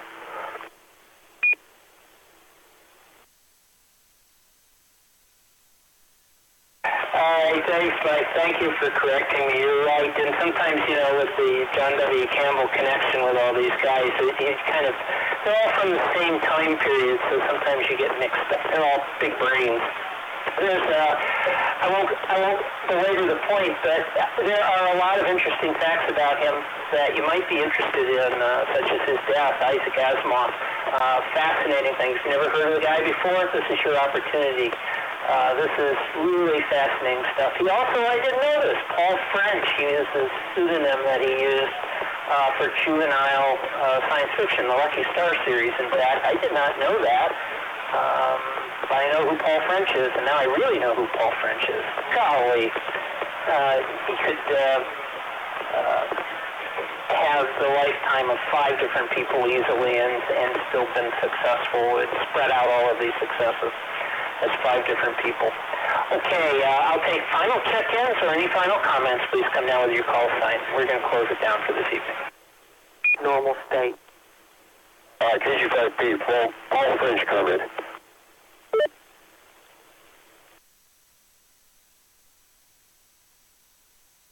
Okay, Mike, we're almost done. Oh, thank you, Tom. You got me started here. Isaac Asimov under the pen name of Paul French is he thought that his Paul French Lucky Star novels, which were kids' novels, would get such bad review that he didn't want to be associated with them in the case they flopped, which of course they didn't. But that was why he used Paul French. Also, the Scientology guy, what the heck was his name? You know what I mean. The guy that started the whole Scientology thing. He was also L. Ron Hubbard. He also got his start from John W. Campbell. So anyway, thank you, Tom. I'll stop for now. Appreciate it. KG5P. I'm completely operational and all my circuits are functioning perfectly. Afterglow Movie Net. Okay, Mike, so let's go ahead and close. Tonight we had 3 check-ins. Not our biggest night, but we did have to compete against the Cowboys, by the way. They won 24-22, so they got through the first round here. Thank you for all who checked in this evening. I hope you'll join us here next week every Saturday night at 9 p.m. to discuss astronomy, space, and space exploration. On this net, the sky is never the limit. We're always looking for net control stations, and I do need them, as well as content providers, folks that might wish to contribute materials themselves or for the net for others to bring. So if you would like to try your hand at this, contact any of the net controls or myself by sending an email to nets@w5fc.org. You can follow topics, discussion about this net, astronomy in general on Facebook and Twitter, as well as the audio and video feeds, video archives, and other useful internet resources by going to our website, which is w5fc.org at the conclusion of this net. Till next Saturday night, this is Kilo Echo 5 and the Charlie X-Ray, Tom, and I'll be with tonight's net at 22:29 local time and returning the repeater for normal amateur use, at least for another 5 minutes. When we come back, we'll be doing the Afterglow Movie Net, and we will be looking at the 1958 pilot series called Destination Space. So see you here in 5 minutes. It's KE5ICX. I'm clear.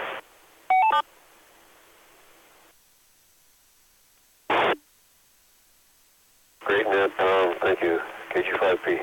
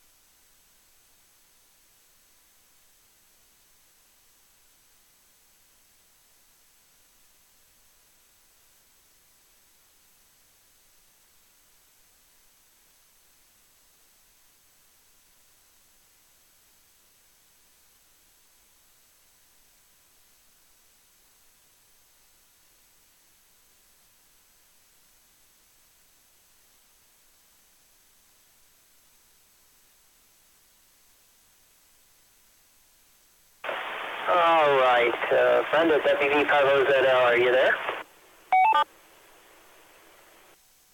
Hi, this is WV50ZL, and looks like I am net control tonight for Destination Space. This is Afterglow Movie Net that we do every week, Saturday night at 10:30, thereabouts. Where we have a relentless search for the worst sci-fi movies ever made. And I dare say we have probably knocked ourselves out on this one, Destination Space. So, Tom, would you like to give us the rundown on this thing? KE5ICX. Go ahead.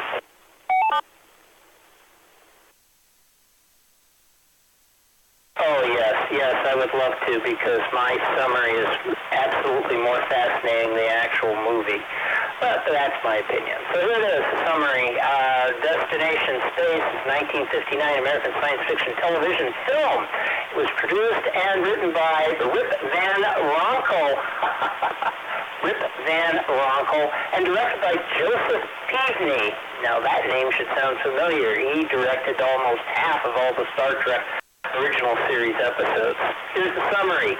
James Benedict, director of the United States Space Program, is in charge of operations aboard the American Rotating Wheel Space Station, the first of its kind. The imminent launch from the station of the first manned lunar orbital spacecraft is aborted due to a meteor impact. Benedict testifies before the United States Senate Committee on Boring, some of whose members believe that the construction of the station was an unnecessary expense, which is delaying achievement of the moon mission.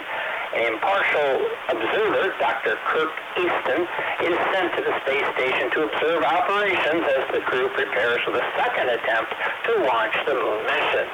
This launch is also aborted, however, with the lunar spacecraft's nuclear engine malfunctions due to ice buildup, necessitating rapid action by David Reynolds, the spacecraft's commander, to prevent an explosion. Meanwhile, Benedict, whose long-term romantic relationship, and it seems like it goes on forever, has not yet led to marriage, finds himself to be one corner of a love quadrangle when Reynolds' wife reveals that she is in love with him.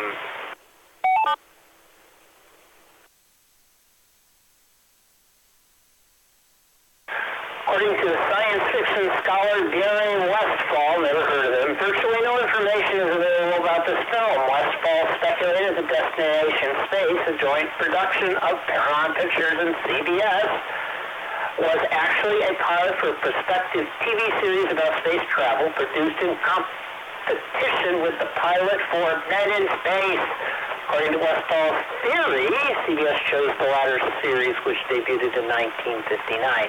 Rip Van Ronkel, the producer and director of Destination Space, was the co-screenwriter of the 1950 science fiction film Destination Moon. A little different from the title. Destination Space makes extensive use of stock footage from the 1955 Paramount science fiction film Conquest of Space.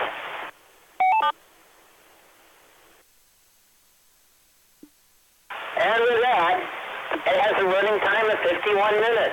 Why do I say that? Because I ran out of things to talk about. Oh, Harry Toms was in it, John Agar, Charles Aikman, and the Chief, Edward C. Platt. Music was by Dan Cleave. Cinematography by Royal Greaves, and was edited by Jerry Webb. Okay, that's everything on the page. Back to you, Net Control. This is KE5ICX. Okay. Well, we'll check everybody in, and then we'll go around in rotation and ask you what about the plot and characters and the special effects and so on. So let's start with load time, short time, low power. Your call, your name, and your location. Please come down.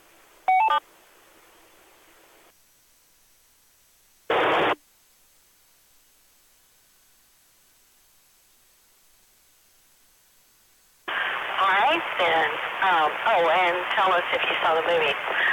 Regular check-ins, please come now.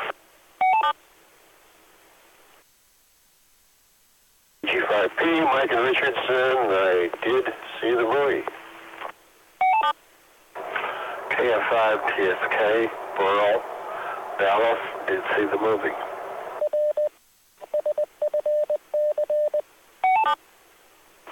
November Tango 5, Tango Mike, Tony and Dallas, I did see the movie. KC5OZT, Carolyn and Louisville, I did see the movie. 5 Echo Bravo Bravo, David in Dallas. Yes, I saw this thing.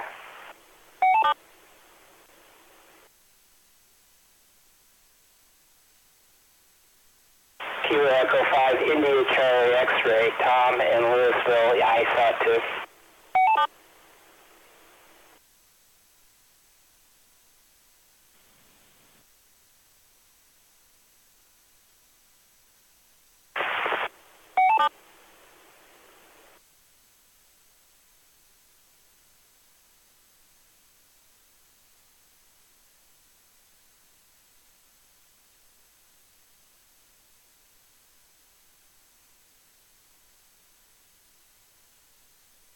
Okay, we have KG5P, Mike, KF5TSK, Burl, and P5PM, Tony, KC5OZT, Carolyn, W5EVB, David, and KC5ICX, Tom, and everybody saw the movie. The next station started with KG5, and I missed the rest of it. Would you please come back?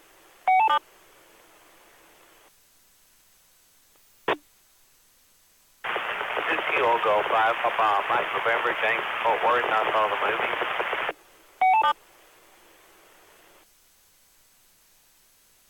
Okay, KG5PMN, James, who did see the movie.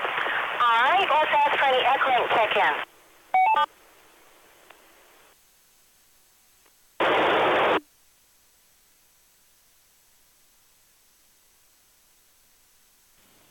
This is Kilo Golf 5 Bravo Zulu Whiskey, and I saw most of it.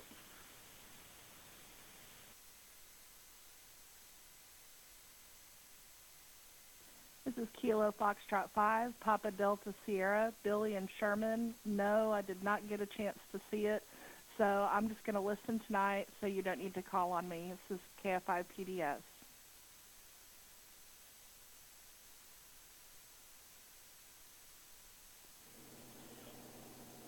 KI5, Charlie Echo Uniform, Sean and Denton. I've also not seen the movie, so you can go ahead and skip me. I'll be standing by.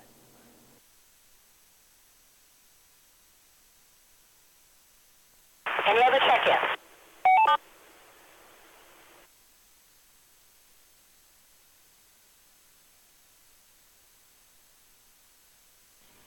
This is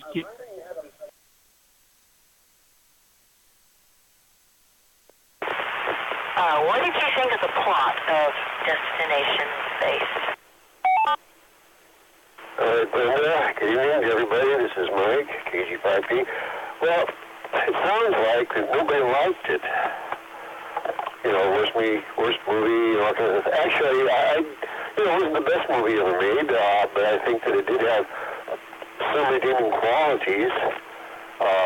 The plot was kind of standard, rockets and space stuff, but we talked one time before about what makes a good science fiction movie, and one of the things that makes a good science fiction movie, or conversely makes it not a bad science fiction movie, is they didn't take too many liberties with science, and they really didn't in this one. It is possible to have nuclear-powered rockets, but that's not the way that our species has decided to go, although they could. In fact, the Chinese are talking about with this last moon launch that they did. In the future, they'll be making nuclear-powered rockets. The reason is if you got a nuclear-powered rocket and you got a problem with it, it's going to really make a mess. And the other thing is, if you are going to put passengers on board, you're going to need shielding, and of course, you know what that's made out of. And it's not titanium. The problem with the rocket, some valve stuck and gotten frozen. Well, there's nothing wrong with that. Yeah, sure, it could happen. They got lots of valves on those things. And they talked about the solenoid actuator and all this stuff. Okay, it wasn't nonsense. I mean, there are solenoids and there are actuators. So I didn't really have any problem with the science. The only thing that bothered me, I guess, was they could have left that whole love affair out of there. That was a side plot that really, I think, was baloney, but they always seem to end up in these things. I made a bunch of notes here, and a lot of them had to do with the plot. I didn't organize these notes, so these are just kind of in order that they came down with them. Part of the plot was the long-suffering astronaut girlfriend/wife, and she's grabbing to about her boyfriend's chosen career path to his boss. Now, come on now. I mean, if you wanted somebody, stayed at home all the time, maybe you should have married or gotten a shoe salesman for a boyfriend or something like that. One thing I thought was kind of strange was they had to go in front of this Senate investigating committee, and they were arguing scientific procedures in front of some dumb senator. And they couldn't. They thought, let's go back and do a ground launch rocket instead of a satellite-based rocket. Well, it's too late to talk about that. That should have been done a long time ago, but now they're having to justify this to a bunch of stupid politicians. This thing was all this Walt Disney Space Wheel was doing all kinds of things, radio, TV, relays, it was military recon, everything all rolled into one. The sending up of missiles to Earth, they mentioned that was an obsolete method. The Dr. Andrews character, not Dr. Andrews, the director of what's the guy's name anyway, he was the director of the NASA outfit, was also the head astronaut. Not really. I think they differentiate the duties a little bit. Let's see what else. Let's spend billions on a space station, Benedict's billions, and then after it's up, let's argue about with the Senate committee on the basic philosophy of how it should be done. They showed the Atlas missile moon launch. Of course, the Atlas missile was the technology of the day back in 1958. One thing I thought was kind of strange was when they jumped from the shuttle, which looks like a Northrop flying wing, and there's a whole interesting history about the Northrop flying wing, but they all just kind of jumped into space untethered and went from the shuttle rocket to the wheel. Well, I don't know if they really do that or not. I mean, if you jump wrong, you're going to spend the rest of eternity orbiting the Earth. And the uniform of the day, they all showed up with business suits and white shirts and ties. So, I guess that's so much of the plot. It's got a lot of holes in it, but it wasn't a terrible movie. There's been a lot worse movies of the same genre. So, back to that KG5P.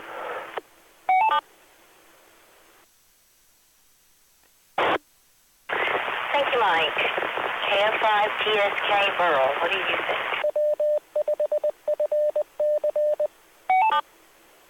This is KF5TSK. My first thought was, I always had this feeling I was on a submarine that, in our head it was like they were rocking back and forth, and it was like, well, if you're in space in your head, it's going to go one way and not, bounce around.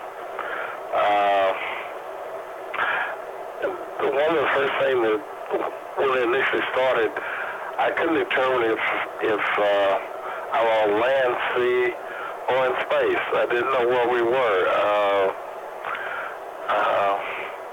You know, it seemed to be strange that, you know, what was going on or where was I? The living quarters seemed to be a submarine, and some of the plumbing just seemed to be so heavy and whatever. It's like, I don't know. I don't think it would have been in space. I think it would have been probably some on land. And, you know, the strange thing was, you know, the scientists go to the space station and they're walking around in business suits. It seemed rather, you know, strange that, you know, you go up in a spacesuit, and then you change into a suit to walk around.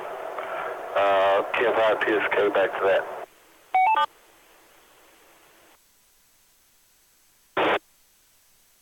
Okay, we had an additional check-in, KI5CEU, Sean, on Echo Link. He didn't see me, so he's just checking in. All right, next up, NT5TM, Tony, go ahead.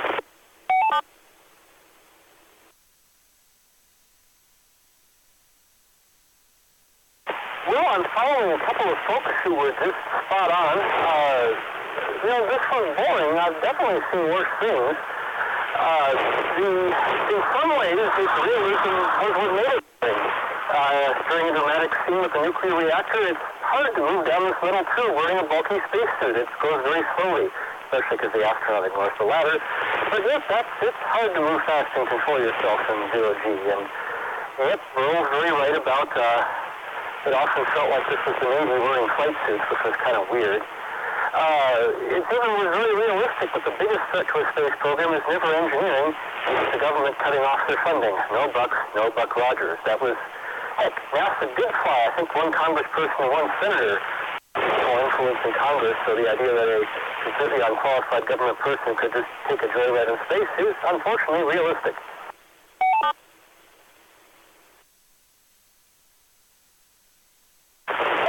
The meteor impact was not, for a lot of other things. I don't know why a moon landing vehicle would need wings. But the plot was run-of-the-mill, and a lot of the vehicles looked like they were from the famous Collier's Magazine series from the early 50s. So they were probably trying for as much realism as they could get. And the plot was just kind of formulaic. NT5TM.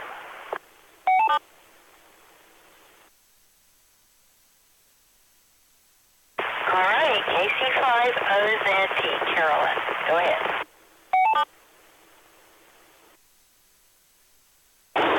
Yeah, well, I agree with a lot of what's been said. One thing, though, why is it always meteors that are attacking well, a spaceship, or in this case a wheel, but what struck me, you know, they were hitting the wheel, and yet I didn't see any hit the rocket ship outside. I might have missed it, but and I agree, it was sort of a, you know, a lot of subplots mixed in, you know, with lots of romance, and then all these men running around in the crowded station trying to straighten things out. But at least it did end well with them not blowing themselves up. But that's about all I can say. KC5OZT. All right, W5EDV, David, go ahead. I found the plot to be dull, unimaginative, tedious, irrepressibly drab, and awful. It is a movie comprised mostly of extended scenes of exceptional irrelevance, not in space, contributing neither through action or dialogue in any significant manner to the tenuous thread of what might be considered a plot. Such scenes include several seemingly endless ones in the three-star restaurant and those in the courtroom-like hearing/interrogation room. YouTube stats for nerds indicated this video's frame rate was 30 frames per second, but in actuality, I think it was more like 5 frames per second, and it was poorly synced with the audio. Even the lip-reading HAL 9000 could not correlate the words apparently spoken in the video with the dialogue of the audio track. And as Burl and others have noted, the interiors did not look like something you'd find on a space station, and maybe a submarine, but I think more likely a ship. It was rather spacious, a little bit too spacious for a submarine, but a ship might be more of the setting. And I think what they did was they made a movie in the 1950s, maybe about nuclear-powered aircraft carriers. The USS Enterprise was built from 1958 to 1961, and that was probably a hot topic of the day. Nuclear-powered aircraft carrier. Is this a good idea? And somebody made a movie about it and showed the difficulties of it, and the nuclear reactor,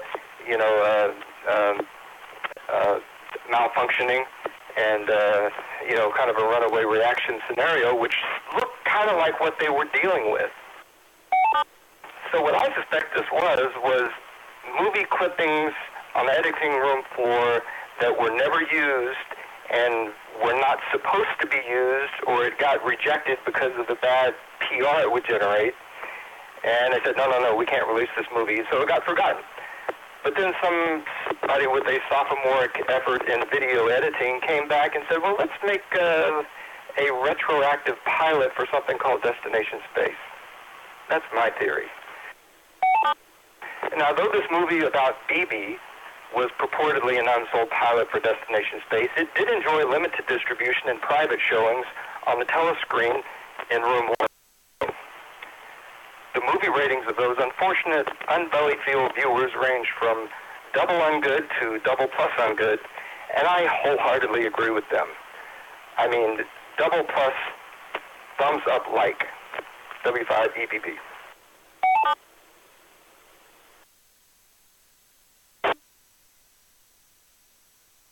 Alrighty, KE5ICX, Tom.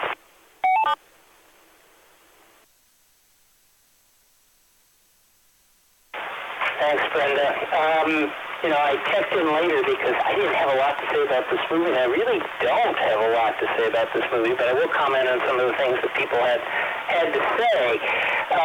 One of the plot points is that why are we building a space station when we could have sent them directly to the moon? Well, it's kind of funny because we've had those same arguments about our own International Space Station and whether we go on to Mars or to continue to do moon missions.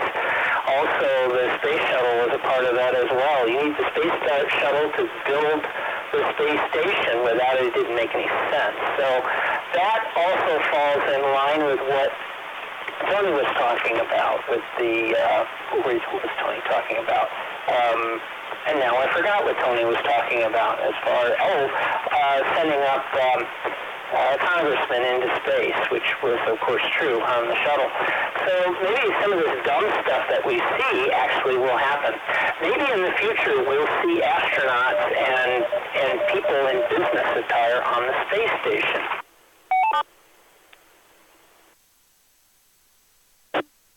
Don't forget, too, 2001 was a spinning wheel costing billions and billions, and it also had that kind of look to it. And this was considered one of the best of science fiction movies of all time. Now, it's apples and oranges, but surprisingly, some of that stuff still kind of follows in a parallel way. Some of the beats that are in the movie appear in both of them. So I'm not so sure. I was not a fan of this film. I agree with what some of the other folks were saying, is it's the long, boring, monotonous dialogue, making the case for the missions or not. just ran on forever. The Love Quadrangle, yeah, that one was really kind of unnerving. The Three-Star Restaurant, yes, I like what David said about that. That was kind of boring, although it was somewhat nicely appointed. So I don't know. Of course, now I'm falling into other categories. Plot-wise, it was okay. Could have been more taunt? Yes. Did they have money to do that and give us a little more for it? No, I don't think so. So that's what I got to say about plot at this point. KE5ICX.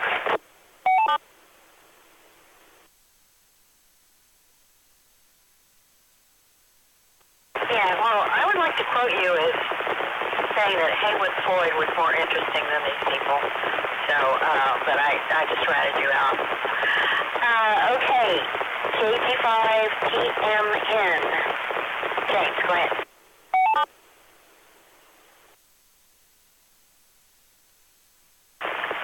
This is KG5TMN.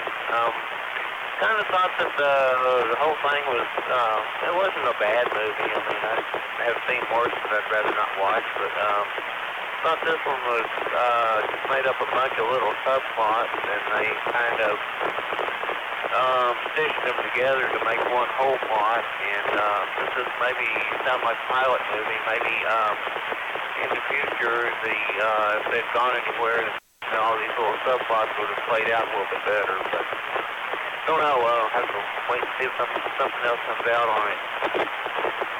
The love scene in the restaurant where she talks about she didn't know where he was when he would be coming back. It kind of reminded me of a line out of Heartbreak Ridge with Clint Eastwood and Marsha Mason, I believe, when she said that she kept looking for him every time one of the newsreels came up on Vietnam. But I'll send it back to the net, KG5TMN. Okay, KG5DCW. Jay, go ahead.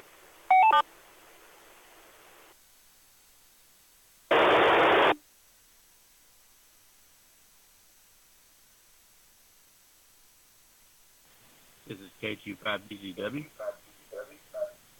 Okay. Alright. So, when I said I have watched most of this film, I don't know, that was kind of a lie. I certainly had the film running in front of me. I would have thought with all the subplots and everything, it would have been more entertaining, or maybe not. That's not the word. Captivating, I guess. I kept on finding myself falling asleep watching this. I know I just kind of gave up last night towards the middle. I know I hadn't watched more than half of it, but I hadn't watched the nuclear aspect as what had been talked about. Yeah, I will say I agree with, I forgot his name. Well, somebody mentioned that it was a little bit annoying. There's the lack of transition. Like, suddenly we have Bennett on the ground talking to the citizen and everybody, and, just how do you get to the ground, and how you get back up to the space station. Maybe not important to the plot, but it's just one of those things that, I don't know, I'm actually kind of interested in that, and they skipped it. Because, it's kind of a big deal to spend all that rocket fuel to get up there and all. But anyway, so, yeah, I really don't have much to say. In fact, I almost want to comment, do my whole comment here. The recording I watched, I thought it was kind of interesting, but it turns out it was not a aspect of the film, but it was just the aspect of the recorder. When there was all the drama about the meteoroids. I saw the film kind of being moved around, and wow, that's kind of interesting. I hadn't seen that before, but it was actually the guy who was recording kind of moving it around, and I just thought it was kind of funny. So really, I don't think I have anything else to say about this film. I wouldn't say it's the worst I've seen here for sure, but I did find it kind of dreadfully important. This is K25BZW.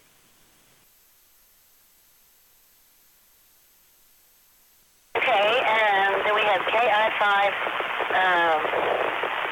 CEO, I think it is, Sean. You didn't see the movie, but I didn't know whether you wanted to make any comments.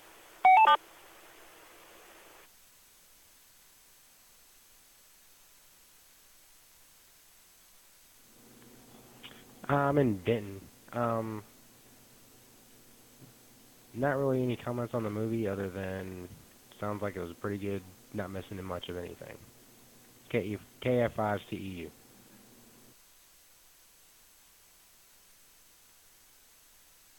I'm not going to say it's the most boring stupid movie I've ever seen. It's close. Basically, it just kind of lacked excitement, and I mean, you're going to space. How could you make that boring? I don't know. I was just over the top, annoyed by the romantic angles of this. Like, why do they make women act so stupid and look so stupid in these movies? It's like, this is not real life, I hope. And, yeah, it was disappointment. It was not necessary to the story. They just threw that in there because they felt like they needed some romance. Plausible, it wasn't too bad. People just launching off into space without being tethered, that kind of bothers me a little bit. And, for what they knew about space travel in 1958, 59, you gotta give them a little slack.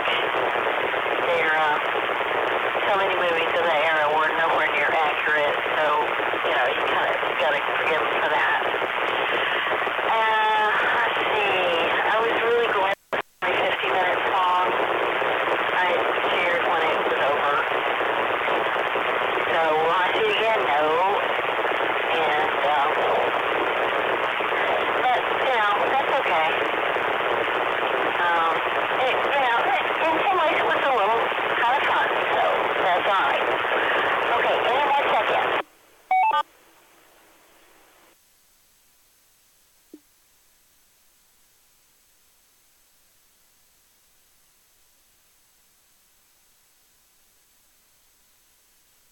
Okay, we're going to move on to characters. I know there were some men and some women and no robots, and it was hard to tell the characters apart for me. And they were various stereotypical space people for the day. So, men in suits. All right, characters. KG5P. Go ahead, Mike. Alright, it's KG5P with that. Well, the characters are all pretty flat. I don't know. They had a lot of people who have been well known and did excellent jobs in other movies. We had John Agar, a.k.a. is Mr. Shirley Temple. And we've seen some of the movies already with John Agar, with Tarantula, Revenge of the Creature, The Brain from Planet Oros. We did The Mole People, which we saw. The Zontar from Thing from Venus in 1976 version of King Kong. All the actors were the best mediocre, so I can't really say much about the characters, but I do like to see the names of the actors because I've seen some of these before. The names, their faces are familiar, and so I like to look them up and see who they are. the Dr. Andrews character, his name was Cecil Calloway, and he was the Monsignor in Guess Who's Coming to Dinner. So was Sidney Poitier, and had some very, very well-known actors in that movie. He played Nick, who was the husband, the elderly, who was Lana Turner's elderly husband, and The Postman Always Rings Twice. That was it was like a 1947 version or something. That's been done several times, all of which are excellent movies. Had the old chief, a young chief actually, as a plot. And he was, besides being in Get Smart, he was also in North by Northwest, which is that great movie, Alfred Hitchcock, with James Mason, and Martin Landau was in that, I believe. The other guy that I had to look up, because I'd seen him before, was this Professor Logan character, John Lindman. And he was in a bunch of Star Trek episodes and also Twilight Zone episodes. Most of these guys have been in countless TV series going all the way back to the 50s and before. The director, Joseph Pevney, that Tom had mentioned, he directed a lot of the Star Trek episodes, in fact, the better ones. And he also cast Walter Koenig as Chekhov. He was responsible for that. So that's all I'm going to say about the characters. I find the actors more interesting than most of these characters. Back to that KG5P. Okay, KF5 PSK Pearl. KF5 PSK. Well, I wasn't really impressed by the characters. They really didn't do anything that I thought was different. One of the things that seemed to bother me is that, on every space mission, we always wonder, where are the Russians and where are they going? What are they doing? And they don't mention anyone else. It's just the U.S. space station. One of the things that bothers me, how'd you get all that metal up into space? That was a lot, compared to the International Space Station. One of the things that was different about this movie is there are no computers anywhere. I mean, there's no computer running the reactor. There's no computer doing anything. This is really a strange, scientific movie. K5 PSK back to that. Yeah, but they had lots and lots and lots and lots of beats. Okay, NT5CM, Tony.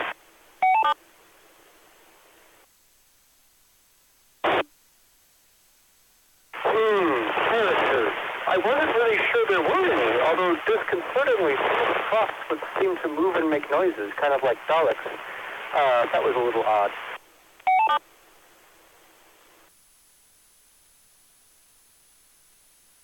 Yeah, the so-called characters were just absolutely forgettable. They were weak. The one who was supposed to be the billionaire really just seemed to keep issuing commercials for NASA. It was like an extended space is awesome. It seemed so much to me like this was a movie inspired by that old series of magazine articles from the 50s that I went and found a club in Houston that has those articles in their old newsletters and began reading them because they're more fun and prettier than this movie was. Talking about all the bright uses we could look forward to in the 1960s in space, written in the early 50s by Ernest Hubble and others. So it was hard to even be aware there were characters. NT5 too.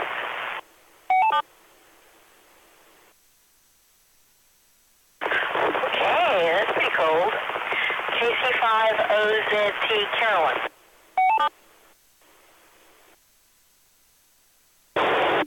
Well, Tony's sort of right about that. A few stood out, of course, and The rest of them, it's just like can you name the names of any of them, you know? They were just like a conglomeration of people, you know, the crew, but you really didn't get to know them, except maybe the rocket pilots and the ones we've mentioned, but that was it. It was more like just so many that you really didn't get to, none of them really stood out above the others except for those few, you know. K50ZT.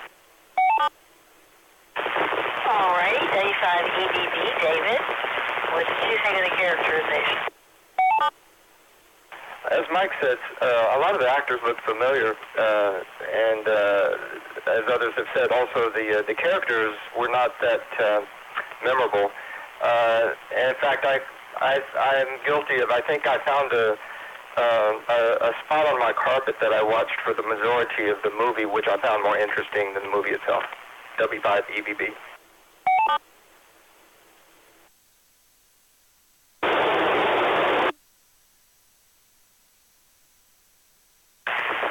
Okay, was the spot just sustain, or did it grow, or glow, or have legs, or anything like that? W5OZL. Well, it did morph over time. The longer I looked at it, I began to use my imagination to make something entertaining to me. W5 EBB. Okay. All right, K5 ICX. Tom, go ahead.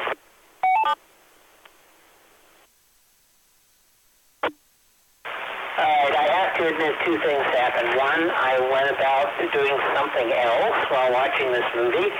I'm very happy I have a television now in the computer workroom, so I can actually do other things. When the story gets incredibly boring and the characters become so flat that it's like you want to rip your eyes out, I can do something other than stare at the screen. And that's exactly what I did. It's interesting, though. You had a number of fairly decent actors in this film, and they got nothing to do in it. I think if I would say take my name off the credits, and I might even throw the money back at them, because this is a career killer. But yeah, everybody was there. It took me a minute to recognize the plot in the thing, because he was mostly bald from his Get Smart days, and this one he's got a full head of hair. Fabricated or natural, I don't know which, doesn't really matter. And, I was going to mention, too, one of the things on the previous round, or maybe this would be special effects, the guys going and going towards the wheel at the very beginning, you know, they just kind of go off in that trajectory, and there's no net, there's nothing going on. Well, he did that in 2001, A Space Odyssey, too, and that's a good movie with Stanley Kubrick as the director, with two okay actors in it, too. So I don't know. Just saying. KE5ICX.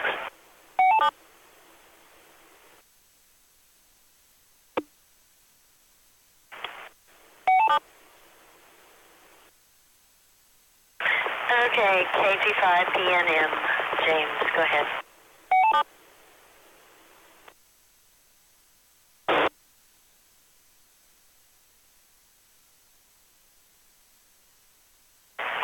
KG5PNM. I thought, like everybody else, everything was kind of flat on the acting. The only bright spot I thought really was acting was, or characters, was when the one guy stood up there in front of the Senate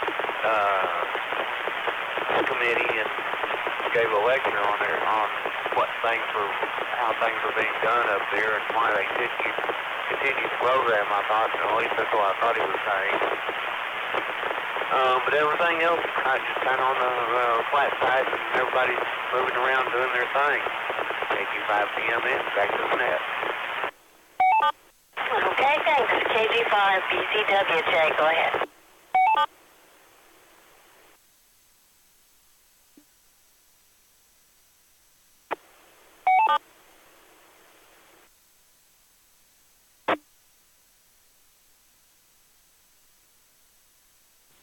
This is KG5BZW. And of course, I was sorry, distracted by the radio because I was actually using the radio for a second, and then I realized, oh yeah, same problem.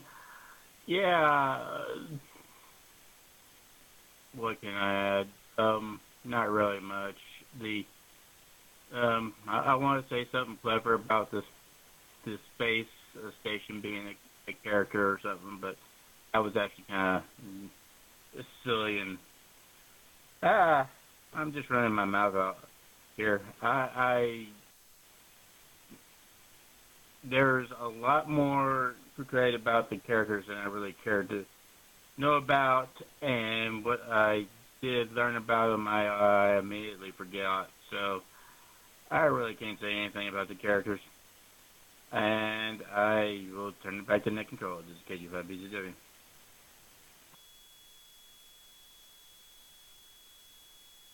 Okay, it's my turn. This is WV50ZL. Characters were cardboard cutouts. They were boring. There really wasn't much conflict other than the sleazy romance. Well, yeah, there was conflict with Congress and all that, but I don't know. It was just sort of one-dimensional. That's all I can say. Even though there were some attractive and talented actors in there, you know, without a good script, there's not much you can do. Costumes, you know, boring. Everything was just boring and flat to me. So, okay, any more check-ins?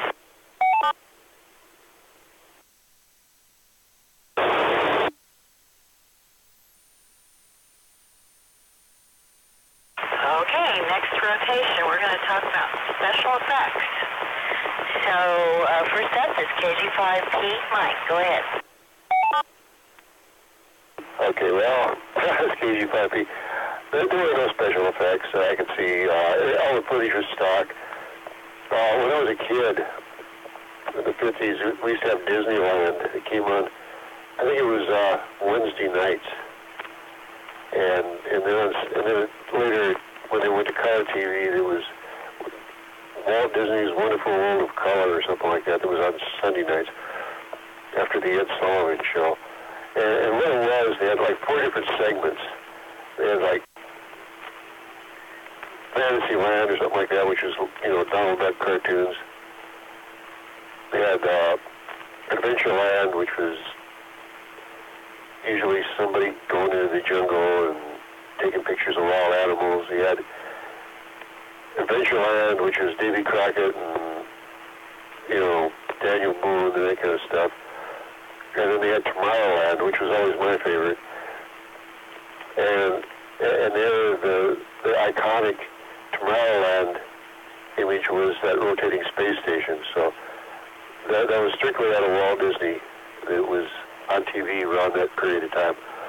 Other than that, you know, maybe they film around the inside of a ship or a submarine or something like that. It doesn't matter. Nothing special effects. That's not to say that a movie has to have special effects to be any good. It's just that this one didn't have any special effects, except what they stole from Walt Disney. Back to that KG5P. Okay, KF5 PSK, Pearl. This is KF5 PSK. Well, you know, the thing that I thought was really unusual, BB, the space station, the spinning top, that, you know, they want to take a rocket and they want to jump from the rocket to the space station, and I thought that was just, well, they never showed them arriving, they just showed them, I assume they were in water, and they were just showing themselves in motion, but not really any special effects. You know, probably the worst thing that I did was the, you know, that Delta rocket that was supposed to take men into space, that it didn't seem to be anything real or anything that was close to reality. KF5 PSK, back to net. W5TM, Tony.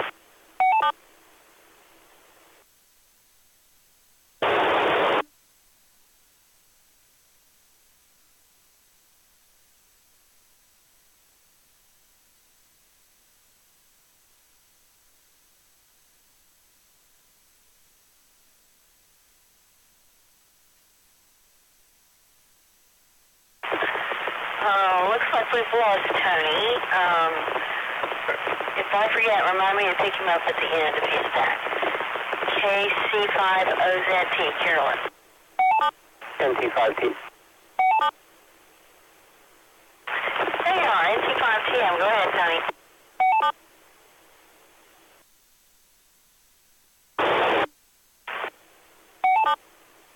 Sorry about that. Yeah, for whatever reason, radio glitch of mine, I just heard a long silence after Burl, so that was just weird. Although on the other hand, skipping me would not have hurt my feelings here because I have almost nothing to say.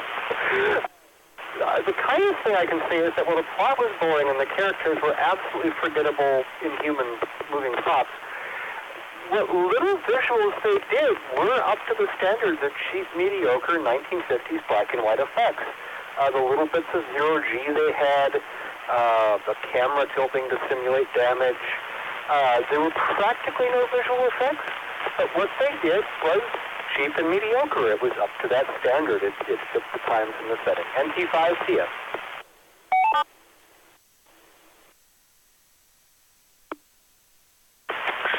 Alrighty, W5EBB, David. Go ahead. Carolyn, next, W5EBB. I am so sorry, KC5OZT, Carolyn. Go ahead.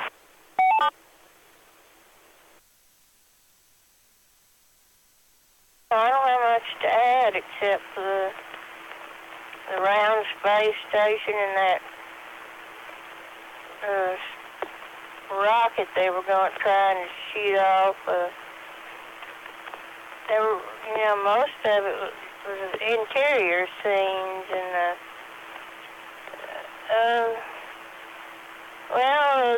scenes of them in the space suits that gave it the space look, but really it was almost like it could have been in a building, a lot of the scenes, which didn't really take any special effects, but some of them were good. The few that did seem to be connected to space. KC5OZT. Okay, W5EBB. David, go ahead. Well, the space station design actually was not bad. The often drawn and designed spoke hub with an outer ring for habitation, it's prevalent in science fiction, and obviously the center hub composed of two opposing light bulbs wasn't very realistic. Well, maybe it is. I don't know. How would we know? Because we've never actually deployed anything like this in space. Of course, 2001: A Space Odyssey fully developed the spinning habitation hub as a space station design that's practical, takes care of the artificial gravity, and you would think that kind of design would make sense. In one of the documentaries for 2001, the new release, Douglas Trumbull even pondered why we have never actually deployed something like that in space when it would make sense. And I'm not sure that there's even a satellite that operates in a mode in which it spins. Now, certainly they can rotate and reposition, but they don't spin in the frictionless environment space. It would particularly make sense for maybe a terrain mapping satellite. So instead of the narrow linear swaths we see, you could cover a larger area in arcs as it moves with respect to whatever surface it's mapping out. I don't know. Maybe things just don't spin well in space. W5EBB. KE5ICX, special effects.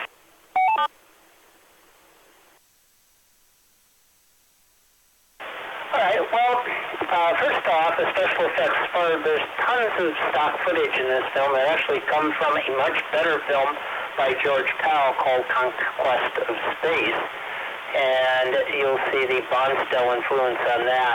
The winged spacecraft you see out there was actually in Conquest of Space as the landing vehicle to Mars, so it wasn't meant to go to the moon or anything like that. And there is even in Conquest of Space, there's some improbable things like how they pull off that, hey, we're going to Mars.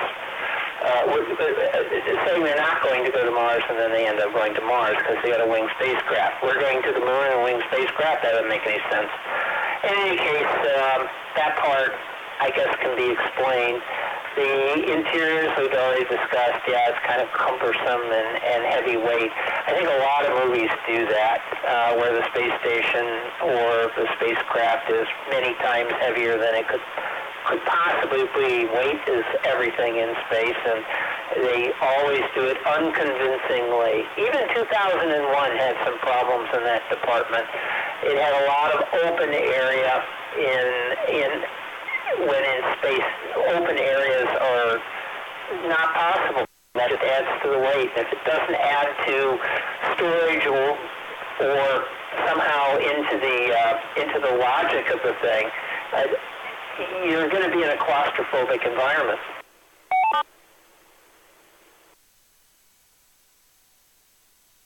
Even the International Space Station, while much more spacious than what you've seen in the past, still is closed in. The only station that never was very spacious happened to be the Skylab space station that was launched on a Saturn V rocket. That was because the whole third stage ended up being a space station. So it had lots of space because by getting it into orbit, you needed that large area on the Saturn S4B. So that was just an anomaly. I don't think you're going to see that anywhere. Bigelow might have it. I don't know. But I digress. Overall, the story, the special effects were kind of what to be expected for a TV movie. There are others that have come out since then on space stations. There was even a series, I think it was called Earth 2, let me reset,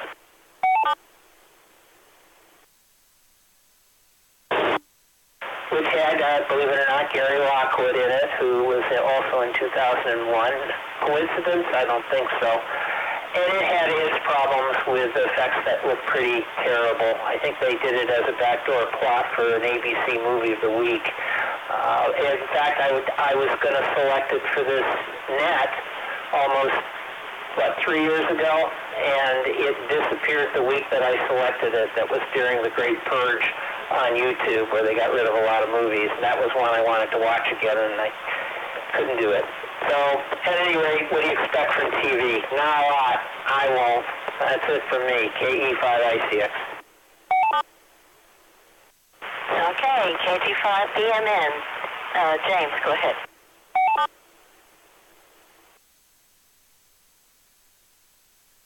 This is KT5BMN. I don't know what else I could add on special effects. Caroline, I think, mentioned the rocket and the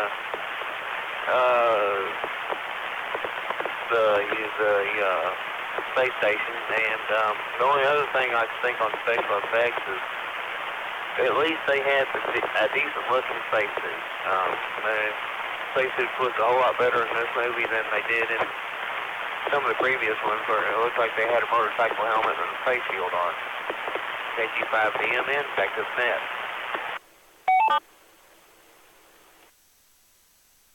Yeah, those spacesuits look really familiar, but I can't recall what other movie they might have been in. Let's see. KG5DZWJ. Go ahead.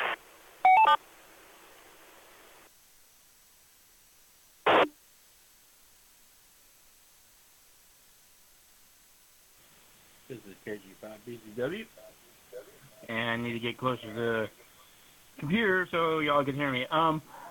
Yeah, actually, the special effects were one of the few things that kind of made an impression on me. I especially like the transition between the rocket ship and the space station after the so-called meteor impact, where it was just an interesting take, but it was done with enough with how to say it. There's it was done well enough that I was interested in watching that little segment. The astronauts being kind of fooled with a little what they call it, a rocket. They were almost, for lack of knowing how to call it, this space sled, and they were just being dangled, or they're space yo-yos. I don't know. I'm making a far more out of the scene than it really is to say about it. But yeah, there's some aspects. I thought the wobbling of the space station was kind of silly. I mean, not that the wobbling would obviously some sort of like you would have a laundry out of balance might cause some sort of, but it's kind of funny how they resolved it. It's wobbling and then it's not, and then so like the physics of that didn't really make much sense to me. What else to say here? Yeah, I wanted to briefly mention, there are actually a lot of satellites that do use spin stabilization. And, in fact, didn't we have a mention of New Horizons using some sort of spin stabilization while it was doing delivering data to Earth? And my point being is that spin stabilization is used a lot more than you might expect, even for satellites near. Even for amateur radio satellites, I know they use a magnetic. It's actually designed to spin, and I don't know the exact physics of it, but they use a magnet to orient it, and they intended it to spin. That's all I can say. How much? Well, or did they intend it? They may not have intended it, but well, anyway, that's a different topic. But regardless, there's a lot of satellites that have the capability to spin. Anyway, yeah, a lot of rambling for nothing. It's KG5 BZW. Back to that.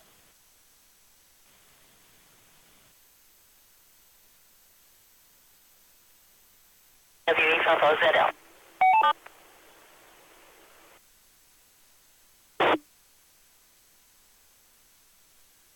Okay, this is the final call.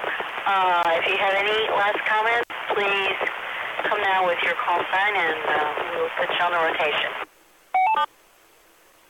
Kilo Go 5, Papa with comments on comments.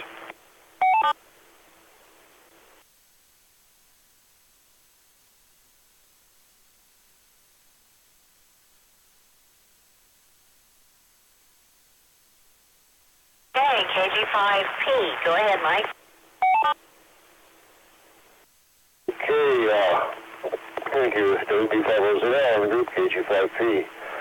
Well, I believe Andre, or maybe it was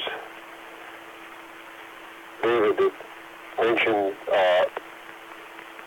the circular spaceship and why we don't use them now, or the spinning wheel type design. Well, they mentioned, I wrote down a couple of things that they mentioned that the space station was used for, which was radio and TV relays and military recon, but unless I missed it, nowhere did they say that it was used for scientific experimentation. Okay, so that's why we don't use that particular design, because if it were rotating, it could not be used for a lot of the things they do for scientific experimentation, such as a lot of the stuff that is done in space are testing out manufacturing processes that require zero gravity. You know, such as making perfectly round ball bearings, and you know, seeing how organisms are affected by a zero-G environment. Also, we want to see what it does to humans, because suppose we want to put somebody on a mission to Mars or someplace even further, they're going to be in zero-G environments, and which is not good, because that's not how our species evolved. So, one of the things that they do is when they put somebody up in the space station, they'll put them up and monitor their health and keep track of that stuff and see what long-term exposure to zero-G environments will do. Well, none of this can be done in a space station that's rotating, because the rotation itself will produce sort of an artificial gravity in the sense that you have a constantly moving field of reference, and which Einstein would say is identical to gravity. You have Coriolis forces, because you have differences of radial acceleration, or sometimes called centrifugal acceleration, and none of these scientific things can be done very well in this kind of an environment. And so unless the whole purpose is just to have people up there and maintain them for a long period of time and don't care about these things, then you wouldn't really want a rotating space station. Like in 2001, yeah, it was to transport a crew, and they wanted to keep the crew that were not suspended animation, they wanted to keep them exercised, things like that, so that's why Keir DeLay was out there jogging around it, and I guess you could do that. The other thing that really bothers me in these movies is you have these 100-ton boulders when you have a meteor, and then they somehow magically down meteors, and this shows up again and again on these kind of movies. Now, in reality, you have a spaceship like the New Horizon that's going at 25,000 miles an hour or whatever it is. That thing can be taken down by a meteor that's size or smaller than a grain of rice. You know, because there's a lot of kinetic energy in a grain of rice and in the New Horizons spaceship. You don't need 100-ton boulders. And if one of these 100-ton boulders did hit the spaceship, it wouldn't just knock it around a little bit. It would just cream it out entirely. So, yeah, when I first started, I mentioned that the science really wasn't too bad, but on second thought, the science is pretty bad. So thank you. Back to net. Enjoy the talk. KG5P.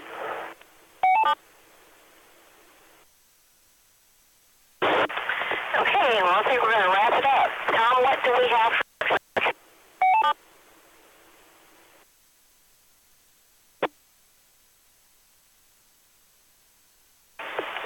Let's see here if I can find it.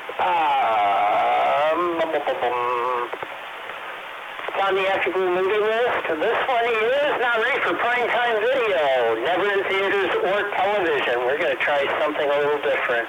And we have 3 shows, all of them under an hour.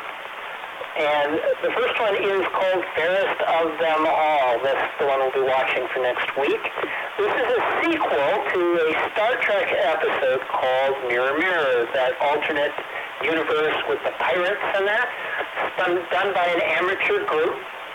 And actually the production values look pretty good. But you can make that decision. It came out in 2014. I'll provide the links and I'll update the email. After that, Pioneer 1, pilot from 2010, and then in 2008, if you're still listening, I'm sure Billy will like this, Dr. Horrible's Sing-Along blog. That'll be on January 26th. So next week will be Fairest of Them All. I'll have the links up If you haven't already and you would like, you can send an email to me, ke5icx@yahoo.com, and I will put you on the list, or you can go to YouTube. I'm sorry, what is it, Facebook, I'm getting tired. Ask Go Movie, and I'll put you in there. That's it, KE5ICX.